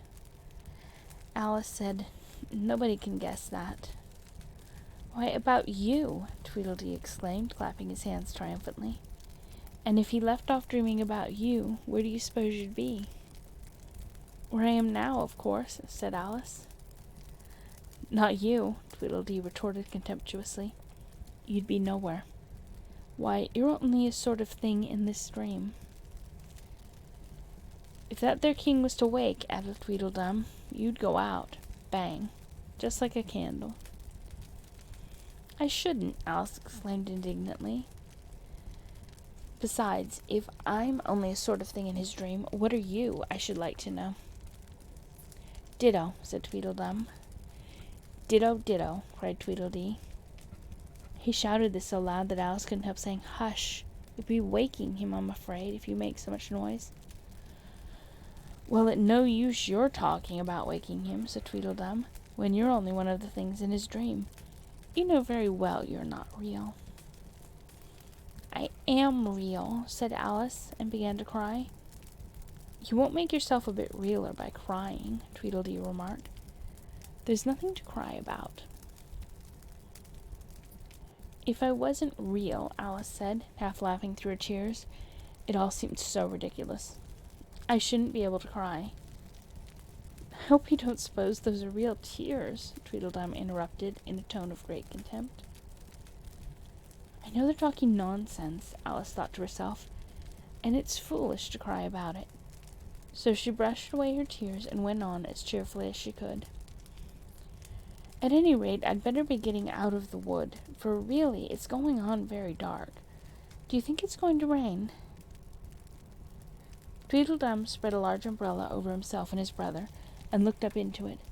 No, I don't think it is, he said. At least, not under here, anyways. But it may rain outside? It may, if it chooses, said Tweedledee. We've no objection, contrariwise. Selfish things, thought Alice, and she was just going to say good night and leave them when Tweedledum sprang out from under the umbrella and seized her by the wrist. Do you see that? He said, in a voice choked with passion, and his eyes grew larger and yellow all in a moment. And he pointed with a trembling finger at a small white thing lying under the tree. It's only a rattle, Alice said, after a careful examination of the little white thing. Not a rattlesnake, you know, she added hastily, thinking that he was frightened. Only an old rattle, quite old and broken. I knew it was, cried Tweedledum, beginning to stamp about wildly and tear his hair. It's spoiled, of course. Here he looked at Tweedledee, who immediately sat down on the ground and tried to hide himself under the umbrella. Alice laid her hand upon his arm and said in a soothing tone, You needn't be so angry about an old rattle. But it isn't old, Tweedledum cried in a greater fury than ever. It's new, I tell you. I bought it yesterday. My nice new rattle. And his voice rose to a perfect scream. All this time Tweedledee was trying his best to fold up the umbrella with himself in it, which was such an extraordinary thing to do that it quite took off Alice's attention from the angry brother. But he couldn't quite succeed, and it ended in his rolling over, bundled up in the umbrella, with only his head out. And there he lay, opening and shutting his mouth and his large eyes, looking more like a fish than anything else, Alice thought. Of course you agree to have a battle, Tweedledum said in a calmer tone. I suppose so, said the other sulkily, as he crawled out of the umbrella. Only she must help us to dress up, you know. So the two brothers went off hand in hand into the wood, and returned in a minute with their arms full of things, such as bolsters, blankets, hearth-rugs, tablecloths, dish-covers, and coal-scuttles. I hope you're a good hand at pinning and tying strings, Tweedledum remarked. Every one of these things has got to go on, somehow or other. Alice said afterwards she had never seen such a fuss made about anything in all her life, the way those two bustled about, and the quantity of things they put on, and the trouble they gave her in tying strings and fastening buttons. Really, they'll be more like bundles of old clothes than anything else by the time they're ready, she said to herself, as she arranged a bolster around the neck of Tweedledee, to keep his head from being cut off, as he said. You know, he added very gravely, it's one of the most serious things that can possibly happen to one in a battle, to get one's head cut off. Alice laughed aloud, but she managed to turn it into a cough for fear of hurting his feelings. Do I look very pale? Said Tweedledum, coming up to have his helmet tied on. He called it a helmet, though it certainly looked much more like a saucepan. Well, yes, a little, Alice replied gently. I'm very brave generally, he went on in a low voice. Only today I happen to have a headache. And I've got a toothache, said Tweedledee, who had overheard the remark. I'm far worse off than you. Then you'd better not fight today, said Alice, thinking it a good opportunity to make peace. We must have a bit of a fight, but I don't care about going on long, said Tweedledum. What's the time now? Tweedledee looked at his watch and said, 4:30. Let's fight till 6, and then have dinner, said Tweedledum. Very well, the other said rather sadly, and she can watch us. Only you'd better not come very close, he added. I generally hit everything I can see when I get really excited. And I hit everything within reach, cried Tweedledum, whether I can see it or not. Alice laughed. You must hit the trees pretty often, I should think, she said. Tweedledum looked round him with a satisfied smile. I don't suppose, he said, there'll be a tree left standing for ever so far around by the time we've finished. And all about a rattle, said Alice, still hoping to make them a little ashamed of fighting for such a trifle. I shouldn't have minded it so much if it hadn't been a new one, said Tweedledum. I wish the monstrous crow would come, thought Alice. True King Mob, you live. I'm glad to see you here. I'm glad to know that you live. How have you been? We have missed you.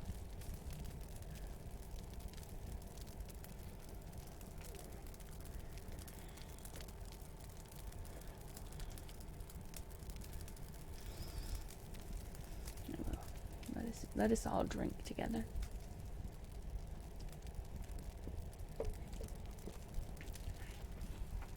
You were doing better, yeah. I've seen you posting on Twitter. I'll be honest, my Twitter feed confuses me. But I am glad that you're doing better. And that you're here with us now. I'm struggling through the looking glass because as I'm learning I cannot read well.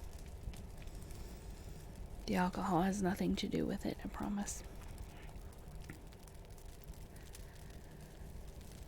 There's only one sword, you know, Tweedledum said to his brother. But you can have the umbrella. It's quite as sharp. Only we must begin quick. It's getting as dark as it can.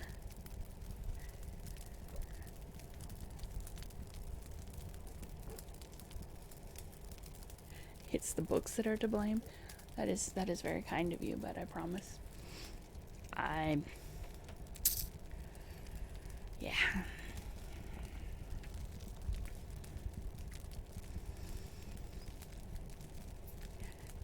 It was getting dark so suddenly that Alice thought there must be a thunderstorm coming on.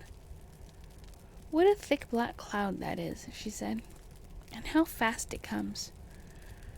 Why, I do believe it's got wings. It's a crow, Tweedledum cried out in a shrill voice of alarm, and the two brothers took to their heels and were out of sight in a moment. Alice ran a little way into the wood and stopped under a large tree.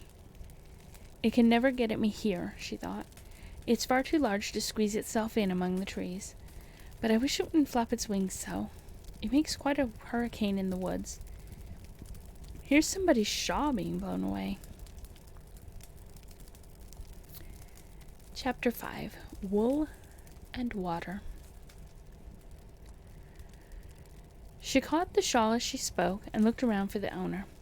In another moment the White Queen came running wildly through the wood, with both arms stretched out wide, as if she were flying, and Alice very civilly went to meet her with the shawl. I'm very glad I happened to be in the way, Alice said, as she helped her to put her shawl on again. The White Queen only looked at her in a helpless, frightened sort of way, and kept repeating something in a whisper to herself that sounded like, bread and butter, bread and butter.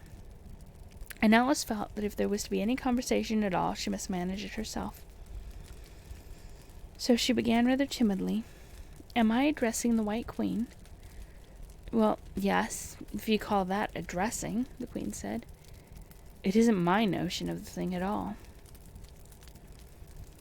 Alice thought it would never do to have an argument at the very beginning of their conversation, so she smiled and said, "If your Majesty will only tell me the right way to begin, I'll do it as well as I can." "But I don't want it done at all," groaned the poor Queen. "I've been addressing myself for the last 2 hours." It would have been all the better, as it seemed to Alice, if she had got someone else to dress her. She was so dreadfully untidy. "Every single thing's crooked," Alice thought to herself, "and she's all over pins. May I put your shawl straight for you?" she added aloud. "I don't know what's the matter with it," the Queen said in a melancholy voice. "It's out of temper, I think. I've pinned it here and I've pinned it there, but there's no pleasing it."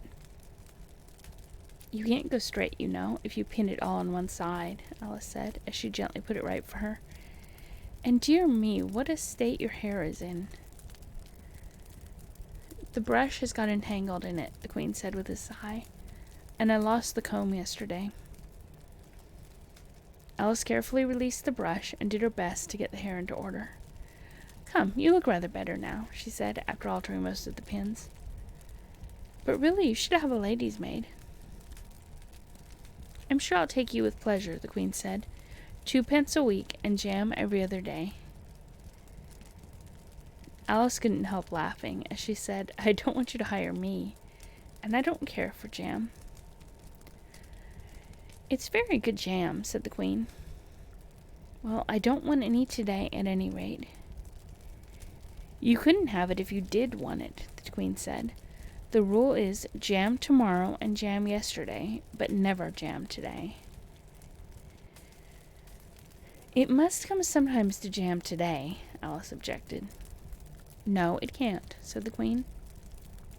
"It's jam every other day. Today isn't any other day, you know." "I don't understand you," said Alice. "It's dreadfully confusing." "That's the effect of living backwards," the Queen said kindly. "It always makes one a little giddy at first." "Living backwards?" Alice repeated in great astonishment. "I never heard of such a thing." "But there's one great advantage in it, that one's memory works both ways." "I'm sure mine only works one way," Alice remarked. "I can't remember things before they happen." "It's a poor sort of memory that only works backwards," the Queen remarked. "What sort of things do you remember best?" Alice ventured to ask. "Oh, things that happened the week after next," the Queen replied in a careless tone. "For instance, now," she went on, sticking a large piece of plaster on her finger as she spoke, there's the King's messenger. He's in prison now, being punished, and the trial doesn't even begin till next Wednesday, and of course the crime comes last of all." "Suppose he never commits the crime," said Alice. "That would be all the better, wouldn't it?" the Queen said, as she bound the plaster round her finger with a bit of ribbon. Alice felt there was no denying that. "Of course it would be all the better," she said, "but it wouldn't be all the better his being punished." "You're wrong there, at any rate," said the Queen. "Were you ever punished?" "Only for faults," said Alice. "And you were all the better for it, I know," the Queen said triumphantly. "Yes, but then I had done the things I was punished for," said Alice. "That makes all the difference." "But if you hadn't done them," the Queen said, "that would have been better still. Better and better and better." Her voice went higher and with each better till it got quite to a squeak at last. Alice was just beginning to say, "There's a mistake somewhere," when the Queen began screaming so loud that she had to leave the sentence unfinished. "Oh, oh, oh," shouted the Queen, shaking her hand about as if she wanted to shake it off. "My finger's bleeding. Oh, oh, oh, oh." Her screams were so exactly like the whistle of a steam engine that Alice had to hold both her hands over her ears. "What is the matter?" she asked as soon as there was a chance of making herself heard. "Have you pricked your finger?" "I haven't pricked it yet," the Queen said, "but I shall soon. Oh, oh, oh." "When do you expect to do it?" Alice asked, feeling very much inclined to laugh. When I fasten my shawl again, the poor queen groaned out, the brooch will come undone directly. Oh, oh! As she said the words, the brooch flew open, and the queen clutched wildly at it and tried to clasp it again. Take care, cried Alice. You're holding it all crooked. And she caught at the brooch, but it was too late. The pin had slipped, and the queen had pricked her finger. That accounts for the bleeding, you see, she said to Alice with a smile. Now you understand the way things happen here. But why don't you scream now? Alice asked, holding her hands ready to put over her ears again. Why, I've done all the screaming already, said the queen. What would be the good of having it all over again? By this time it was getting light. The crow must have flown away, I think, said Alice. I'm so glad it's gone. I thought it was the night coming on. I wish I could manage to be glad, the queen said. Only I never can remember the rule. You must be very happy living in the wood and being glad whenever you like. Only it is so very lonely here, Alice said in a melancholy voice, and at the thought of her loneliness, 2 large tears came rolling down her cheeks. Oh, don't go on like that, cried the poor queen, wringing her hands in despair. Consider what a great girl you are. Consider what a long way you've come today. Consider what o'clock it is. Consider anything, only don't cry. Alice could not help laughing at this, even in the midst of her tears. Can you keep from crying by considering things? She asked. That's the way it's done, the queen said with great decision. Nobody can do 2 things at once, you know. Let's consider your age to begin with. How old are you? I'm 7.5 exactly. You needn't say exactually, the queen remarked. I can believe it without that. Now I'll give you something to believe. I'm just 101, 5 months and a day. I can't believe that, said Alice. Can't you? The queen said in a pitying tone. Try again. Draw a long breath and shut your eyes. Alice laughed. There's no use trying, she said. One can't believe impossible things. I dare say you haven't had much practice, said the queen. When I was your age, I always did it, for half an hour a day. Why, sometimes I've believed as many as 6 impossible things before breakfast. There goes the shawl again. The brooch had come undone as she spoke, and a sudden gust of wind blew the queen's shawl across the little brook. The queen spread out her arms again and went flying after it, and this time she succeeded in catching it for herself. I've got it, she cried in triumphant tone. Now you shall see me pin it on again, all by myself. Then I hope your finger is better now, Alice said very politely as she crossed the little brook after the queen. Oh, much better, cried the queen, her voice rising to a squeak. She went on. Much better. Better. Better. Be.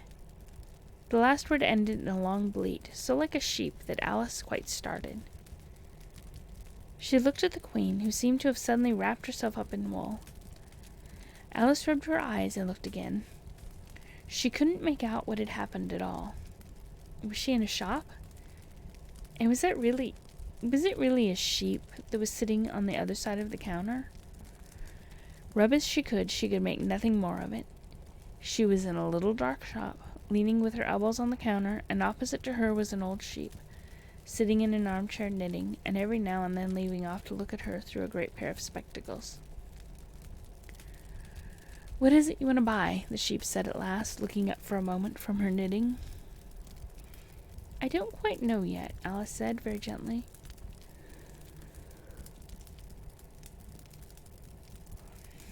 I should like to look all around me first, if I might. You may look in front of you and on both sides if you like, said the sheep.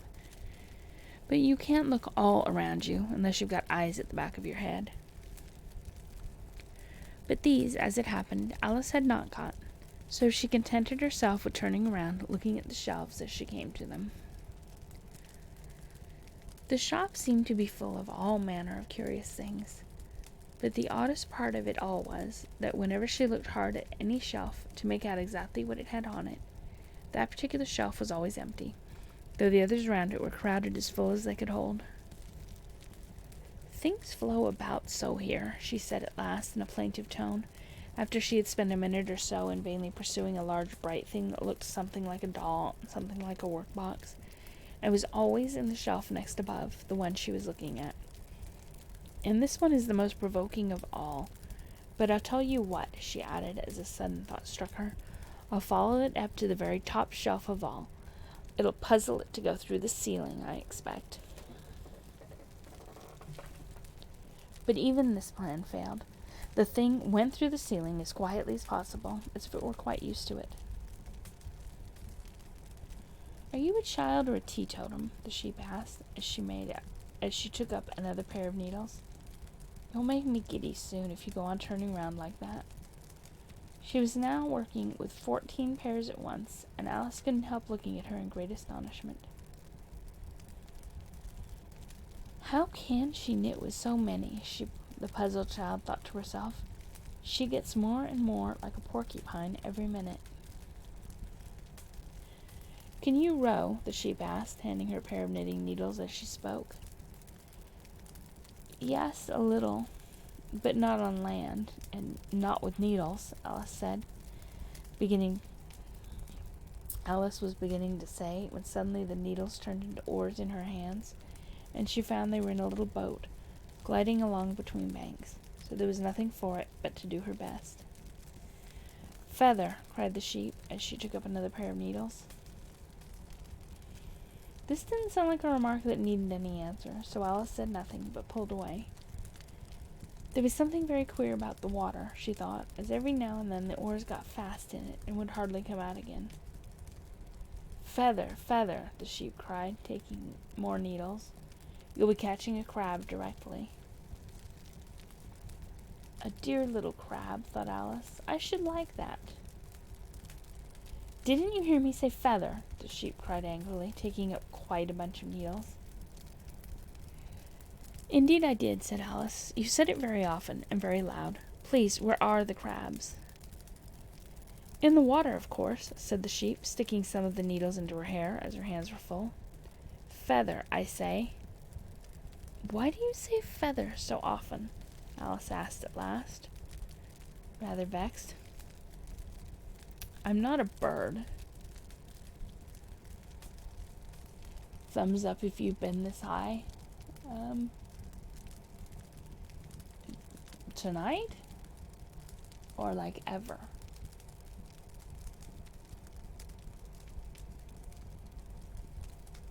Because in general. Yeah, I have. That thumbs up from me. In fact, fun little aside from the reading. Don't worry, I remember where I left off. Vaguely. I actually got myself a little bottle, but I haven't started drinking it yet, of absinthe. Absinthe vert. I was kind of thrilled to find it in the store, so. Because I figure absinthe would probably go well with Alice in Wonderland, right?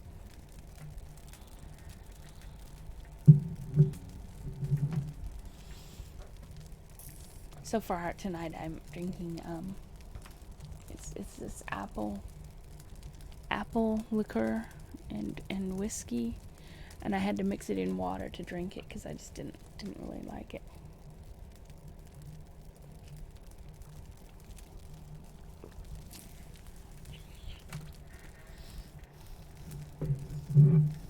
Aren't all American absinthes denatured?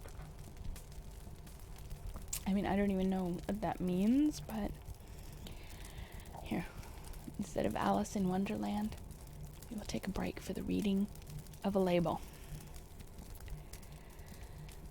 So this is Absinthe Verte St. George Fine Brandy with the choicest herbs. Our fine Absinthe Verte is the result of years of patient experimentation in herbal distillation. Its complexity comes from the use of fine brandy, star anise, mint, wormwood, lemon balm, hyssop, basil, fennel, tarragon, and stinging nettles.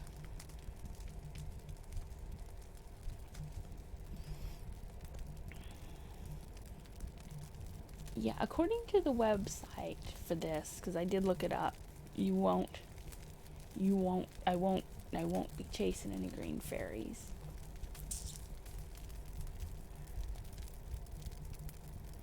But then maybe they lied. So people would buy it.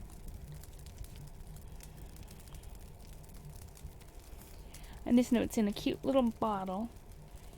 And the label on the bottle is a monkey that's banging on a skull as a drum. And he's using bones as his drumsticks. I mean, how could I not buy it? And try it. 60% alcohol by volume. I am moving up in the world.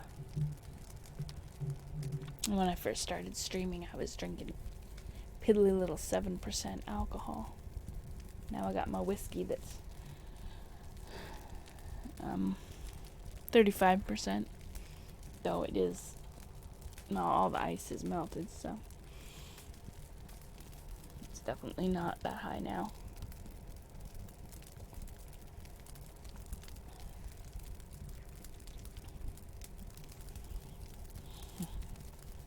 Up to your fighting proof now, that's right. Soon, I'm not sure. I will find absinthe. I will find actual absinthe. I probably have to get it from Canada.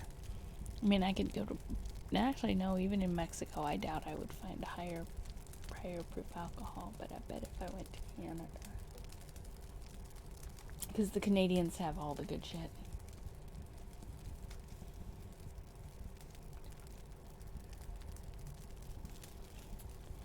Okay, back to the book. I do remember where I left off. It's okay. Why do you say feather so often? Alice asked at last, rather vexed. I'm not a bird. You are, said the sheep. You're a little goose. This offended Alice a little, so there was no more conversation for a minute or two, while the boat glided gently on, sometimes among beds of weeds, which made the oars stick fast in the water worse than ever, and sometimes under trees, but always with the same tall river banks frowning over their heads. Oh, please, there are some scented rushes, Alice cried in a sudden transport of delight. There really are, and such beauties. You needn't say please to me about 'em, the sheep said, without looking up from her knitting. I didn't put 'em there, and I'm not going to take them away. But I meant, please may we wait and pick some, Alice pleaded, if you don't mind stopping the boat for a minute. How am I to stop it, said the sheep. If you leave off rowing, it'll stop of itself. So the boat was left to drift down the stream as it would, till it glided gently in among the waving rushes. And then the little sleeves were carefully rolled up, and the little arms were plunged in elbow deep to get the rushes a good long way down before breaking them off. And for a while Alice forgot all about the sheep and the knitting, as she bent over the side of the boat, with just the ends of her tangled hair dipping into the water, while with bright, eager eyes she caught at one bunch after another of the darling scented rushes.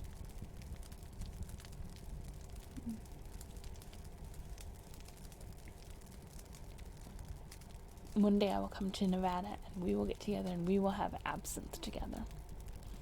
And a good time will be had. Yes, a good time will be had.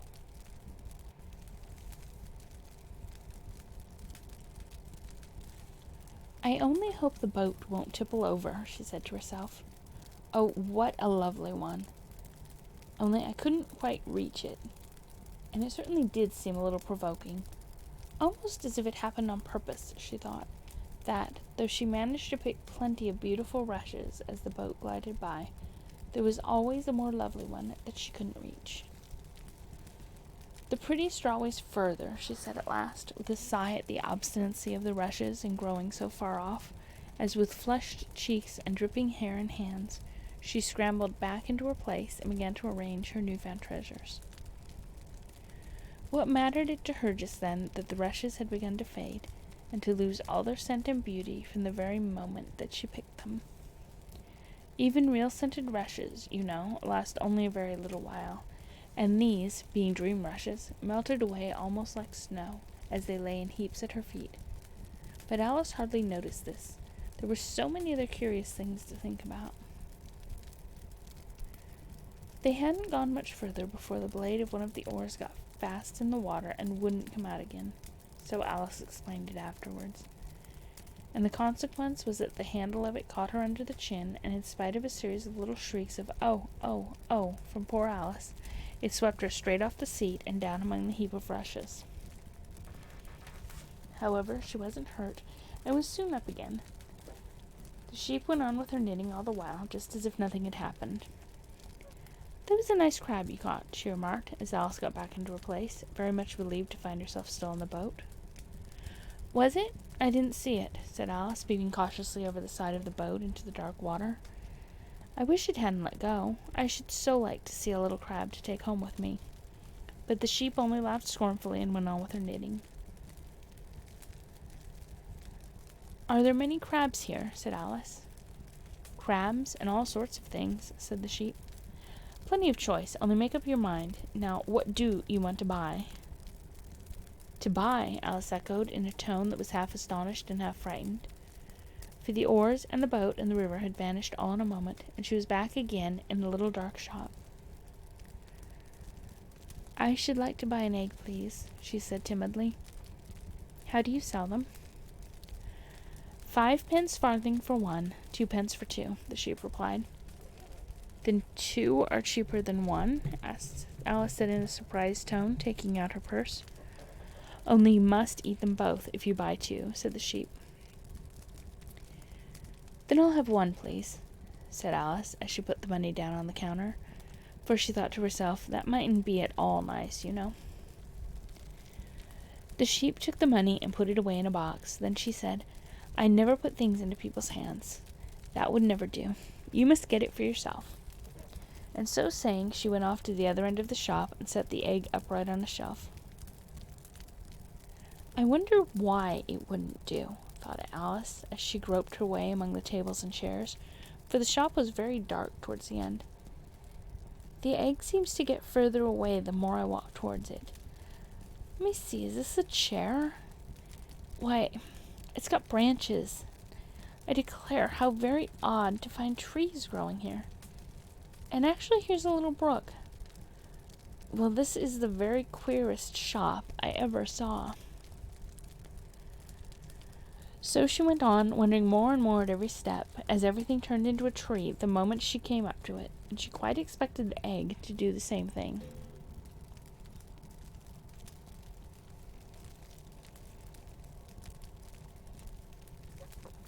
Chapter 6. Humpty Dumpty. However, the egg only got larger and larger, and more human. When she had come within a few yards of it, she saw that it had eyes and a nose and mouth, and when she had come close to it, she saw clearly that it was Humpty Dumpty himself. "It can't be anybody else," she said to herself. "I'm certain of it as if his name were written all over his face." It might have been written 100 times easily on that enormous face. Humpty Dumpty was sitting with his legs crossed like a Turk on the top of a high wall. Such a narrow one that Alice quite wondered how he could keep his balance. And, as his eyes were steadily fixed in the opposite direction, and he didn't take the least notice of her, she thought he must be a stuffed figure after all. "And how exactly like an egg he is," she said aloud, standing with her hands ready to catch him, for she was every moment expecting him to fall. "It's very provoking," Humpty Dumpty said, after a long silence, looking away from Alice as he spoke, "to be called an egg. Very." "I said you looked like an egg, sir," Alice gently explained. "And some eggs are very pretty, you know," she added, hoping to turn her remark into a sort of compliment.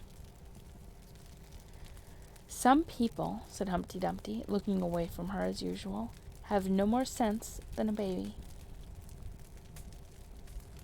Alice didn't know what to say to this.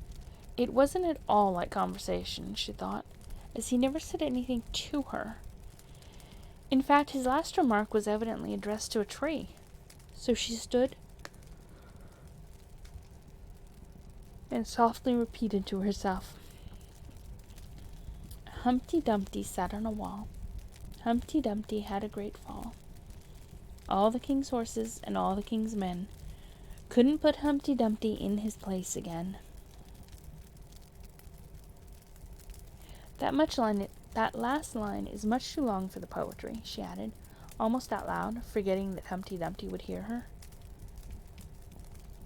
Don't stand there chattering to yourself like that, Humpty Dumpty said, looking at her for the first time. But tell me your name and your business. My name is Alice, but it's a stupid enough name, Humpty Dumpty interrupted impatiently. What does it mean? Must a name mean something? Alice asked doubtfully. Of course it must, Humpty Dumpty said, with a short laugh. My name means the shape I am, and a good handsome shape it is too. With a name like yours, you might be any shape almost. Why do you sit out here all alone? Said Alice, not wishing to be in an argument. Why, because there's nobody with me, cried Humpty Dumpty. Did you think I didn't know the answer to that? Ask another.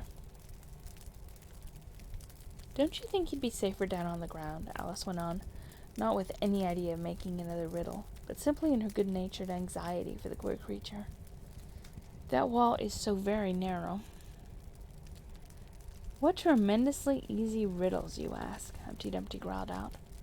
Of course I don't think so. Why, if ever I did fall off, which there's no chance of, but if I did... Here he pursed his lips and looked so solemn and grand that Alice could hardly help laughing. If I did fall, he went on, the king has promised me, with his very own mouth, to send all his horses and all his men, Alice interrupted, rather unwisely. Now I declare that's too bad, Humpty Dumpty cried, breaking into a sudden passion. You've been listening at doors, and behind trees and down chimneys, or you couldn't have known it. I haven't indeed, Alice said very gently. It's in a book. Oh, well, they may write such things in a book, Humpty Dumpty said in a calmer tone. That's what you call a history of England, that is. Now take a good look at me. I'm one that has spoken to a king. I am.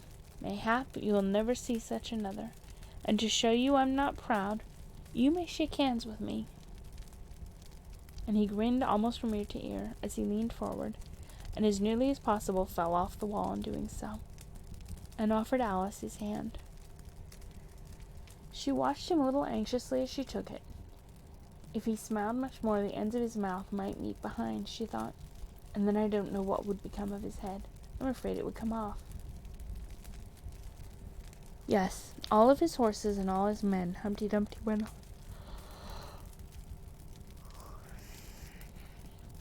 They'd pick me up again in a minute, they would. However, this conversation is going on a little too fast. Let's go back to the last remark but one.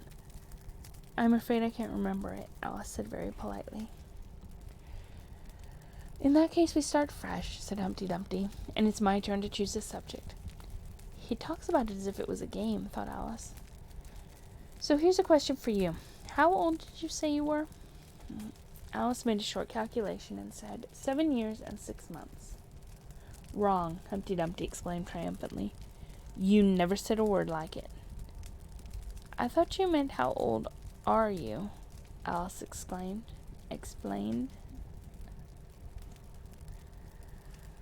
If I'd meant that, I'd have said it, said Humpty Dumpty.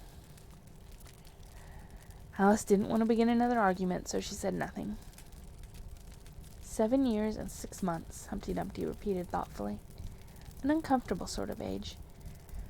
Now, if you'd asked my advice, I'd have said leave off at 7. But it's too late now. I never ask advice about growing, Alice said indignantly. Too proud? The other inquired.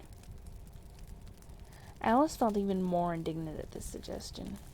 I mean, she said, that one can't help growing older. "One can't, perhaps," said Humpty Dumpty, "but two can. With proper assistance, you might have left off at 7.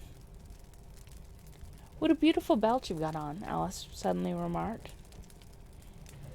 They had had quite enough of the subject of age, she thought, and if they really were to take turns in choosing subjects, it was her turn now. At least, she corrected herself on second thought, a beautiful cravat, I should have said. No, a belt, I beg your pardon, she added in dismay, for Humpty Dumpty looked thoroughly offended. She began to wish she hadn't chosen that subject. If I only knew, she thought to herself, which was neck and which was waist. Evidently Humpty Dumpty was very angry, though he said nothing for a minute or two. When he did speak again, it was in a deep growl. "It is a most provoking thing," he said at last, "when a person doesn't know a cravat from a belt." "I know it's very ignorant of me," Alice said, in so humble a tone that Humpty Dumpty relented. "It's a cravat, child, and a beautiful one, as you say. It's a present from the White King and Queen. There now." "Is it really?" said Alice, quite pleased to find that she had chosen a good subject after all. "They gave it to me," Humpty Dumpty continued thoughtfully, as he crossed one knee over the other and clasped his hands round it. "They gave it to me for an unbirthday present." "I beg your pardon," Alice said with a puzzled air. "I'm not offended," said Humpty Dumpty. What is an unbirthday present?" A present given when it isn't your birthday, of course." Alice considered a little. "I like birthday presents best," she said at last. "You don't know what you're talking about," cried Humpty Dumpty. "How many days are there in a year?" 365, said Alice. "And how many birthdays have you?" 1. "And if you take 1 from 365, what remains?" 364, of course. Humpty Dumpty looked doubtful. "I'd rather see that done on paper," he said. Alice couldn't help smiling as she took out her memorandum book and worked the sum for him. Humpty Dumpty took the book and looked at it carefully. "That seems to be done right," he began. "You're holding it upside down," Alice interrupted. "To be sure I was," Humpty Dumpty said gaily, as she turned it round for him. "I thought it looked a little queer. As I was saying, that seems to be done right, though I haven't time to look it over thoroughly just now. And that shows that there are 364 days when you might get unbirthday presents." "Certainly," said Alice. "And only 1 for birthday presents, you know. There's glory for you." "I don't know what you mean by glory," Alice said. Humpty Dumpty smiled contemptuously. "Of course you don't, till I tell you. There's a nice knockdown argument for you." "But glory doesn't mean a nice knockdown argument," Alice objected. "When I use a word," Humpty Dumpty said in a rather scornful tone, "it means just what I choose it to mean, neither more nor less." "The question is," said Alice, "whether you can make words mean so many different things." "The question is," said Humpty Dumpty, "which is to be master? That's all." Alice was much too puzzled to say anything, so after a minute Humpty Dumpty began again. "They've a temper, some of them. Particularly verbs. They're the proudest. Adjectives you can do anything with, but not verbs. However, I can manage the whole lot of them. Impenetrability, that's what I say." "Would you tell me, please," said Alice, "what that means?" "Now you talk like a reasonable child," said Humpty Dumpty, looking very much pleased. "I meant by impenetrability that we've had enough of that subject, and it would be just as well if you'd mention what you mean to do next, as I suppose you don't mean to stop here all the rest of your life." "That's a great deal to make one word mean," Alice said in a thoughtful tone. "When I make a word do a lot of work like that," said Humpty Dumpty, "I always pay it extra." "Oh," said Alice. She was too much puzzled to make any other remark. Ah, you should see him come round me of a Saturday night, Humpty Dumpty went on, wagging his head gravely from side to side. For to get their wages, you know. Alice didn't venture to ask what he paid them with, so you see I can't tell you. You seem very clever at explaining words, sir, said Alice. Would you kindly tell me the meaning of the poem called Jabberwocky? Let's hear it, said Humpty Dumpty. I can explain all the poems that were ever invented, and a good many that haven't been invented yet. This sounded very hopeful, so Alice repeated the first verse.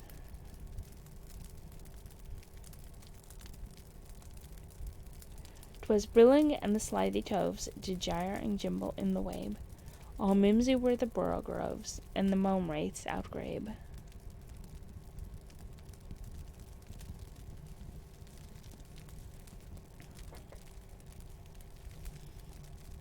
And now my phone just went blank. The Jabberwocky was just too much for it.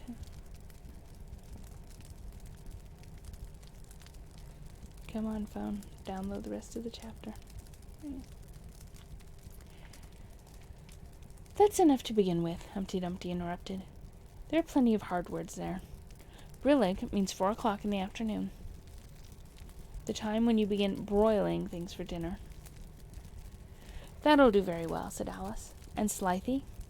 Well, slithy means lithe and slimy. Lithy is the same as active. You see, it's like a portmanteau. There are 2 meanings packed up into one word. I see it now, Alice remarked thoughtfully. And what are toves? Well, toves are something like badgers. They're something like lizards, and they're something like corkscrews. They must be very curious-looking creatures. They are that, said Humpty Dumpty. Also, they make their nests under sundials, and they live on cheese. And what's the gear and to gimble? Well, gear is to go round and round like a gyroscope. To gimble is to make holes like a gimlet. And the wabe is the grass plot round a sundial, I suppose, said Alice, surprised at her own ingenuity. Of course it is. It's called wabe, you know, because it goes a long way before it, and a long way behind it, and a long way beyond it on each side, Alice added. Exactly so. Well then, mimsy is flimsy and miserable. There's another portmanteau for you. And a borogrove is a thin, shabby-looking bird with its feathers sticking out all round. Something like a live mop. And then mome wraiths, said Alice. I'm afraid I'm giving you a great deal of trouble. Well, a wrath is a sort of green pig, but mome I'm not certain about. I think it's rougher from home, knowing that they lost their way, you know. And what does outgrabe mean? Well, outgrabing is something between bellowing and whistling, with a kind of sneeze in the middle. However, you'll hear it done, maybe, down in the wood yonder, and when you've heard it once, you'll be quite content. Who's been repeating all that hard stuff to you? I read it in a book, said Alice, but I had some poetry repeated to me, much easier than that, by Tweedledee, I think it was. As to poetry, you know, said Humpty Dumpty, stretching out one of his great hands, I can repeat poetry as well as other folk, if it comes to that. Oh, it needn't come to that, Alice hastily said, hoping to keep him from beginning. The piece I'm going to repeat, he went on without noticing her remark, was written entirely for your amusement. Alice felt that in that case she really ought to listen to it, so she sat down and said, Thank you, rather sadly. In winter when the fields are white, I sing this song for your delight. Only I don't sing it, he added as an explanation. I see you don't, said Alice. If you can see whether I'm singing or not, you've sharper eyes than most, Humpty Dumpty remarked severely. Alice was silent. In spring, when woods are getting green, I'll try and tell you what I mean. Thank you very much, said Alice. In summer, when the days are long, perhaps you'll understand the song. In autumn, when the leaves are brown, take pen and ink and write it down. I will if I can remember it so long, said Alice. You needn't go on making remarks like that, Humpty Dumpty said. They're not sensible, and they put me out. I sent a message to the fish. I told them, this is what I wish. The little fishes of the sea, they sent an answer back to me. The little fish's answer was, we cannot do it, sir, because... I'm afraid I don't quite understand, said Alice. It gets easier further on, Humpty Dumpty replied. I sent to them again to say, it will be better to obey. The fishes answered with a grin, why, what a temper you are in. I told them once, I told them twice, they would not listen to advice. I took a kettle large and new, fit for the deed I had to do. My heart went hop, my heart went thump, I filled the kettle at the pump. Then someone called to me and said, the little fishes are in bed. I said to him, I said it plain, then you must wake them up again. I said it very loud and clear, I went and shouted in his ear. Humpty Dumpty raised his voice almost to a scream as he repeated this verse, and Alice thought with a shudder, I wouldn't have been the messenger for anything. But he was very stiff and proud, he said, you needn't shout so loud. And he was very proud and stiff, he said, I'd go and make them if. I took a corkscrew from the shelf, I went to wake them up myself. And when I found the door was locked, I pushed and pulled and kicked and knocked. And when I found the door was shut, I tried to turn the handle, but... There was a long pause. Is that all? Alice timidly asked. That's all, said Humpty Dumpty. Goodbye. This was rather sudden, Alice thought, but after such a very strong hint that she ought to be going, she felt that it would hardly be civil to stay. So she got up and held out her hand. Goodbye, till we meet again, she said, as cheerfully as she could. I shouldn't know you again if we did meet, Humpty Dumpty replied in a discontented tone, giving her one of his fingers to shake. You're so exactly like other people. The face is what one goes by generally, Alice remarked in a thoughtful tone. That's just what I complain of, said Humpty Dumpty. Your face is the same as everybody else has. The 2 eyes, so, marking their places in the air with his thumb. Nose in the middle, mouth under, it's always the same. Now if you had the 2 eyes on the same side of your nose, for instance, or the mouth at the top, that would be some help. It wouldn't look nice, Alice objected, but Humpty Dumpty only shut his eyes and said, wait till you've tried. Alice waited a minute to see if he would speak again, but as he never opened his eyes or took any further notice of her, she said goodbye once more, and getting no answer to this, she quietly walked away, but she couldn't help saying to herself as she went, of all the unsatisfactory... She repeated this aloud, as it was a great comfort to have such a long word to say. Of all the unsatisfactory people I have met... She never finished the sentence, for at this moment a heavy crash shook the forest from end to end.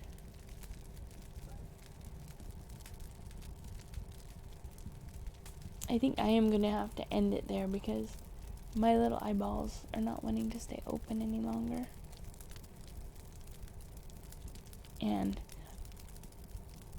I mean, I guess we could sit here and just watch the fire.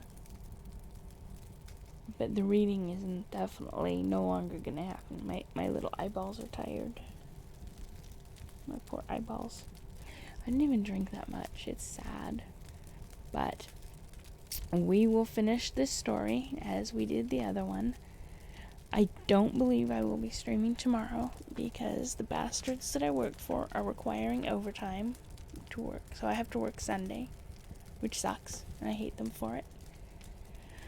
But gotta do what I gotta do, so I don't think I'll be streaming tomorrow. I might, never know. I will likely stream. I usually stream on Fridays. I usually stream on Saturdays, but when I have to work on Sunday, then that doesn't happen. I'm not even talking sense now. You are most welcome, Blaze. I enjoy reading. There is a Discord if anyone wants to join it. I usually try to post updates there about what I'm doing and not doing. And I post there when I go live. And it posts to Twitter now because I figured out how to connect Twitter to OBS. So yay me. Oh, excuse me. I did not mean that. I did not mean to yawn at you. It was very rude. Very rude. Let's see if there is anyone that I can go and send y'all off to. Let's see what am I doing? I'm just randomly clicking on things now. Because that's what I do. It's a good thing I didn't get into that absinthe tonight while I was reading. God knows what I'd be doing. It would not be good, I can guarantee that.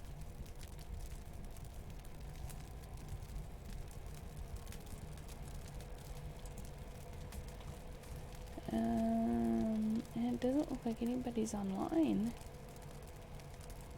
Well, darned.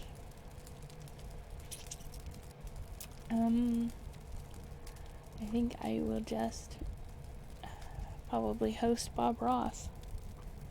Y'all can watch some chill painting. Yes, you can watch some chill painting going on. So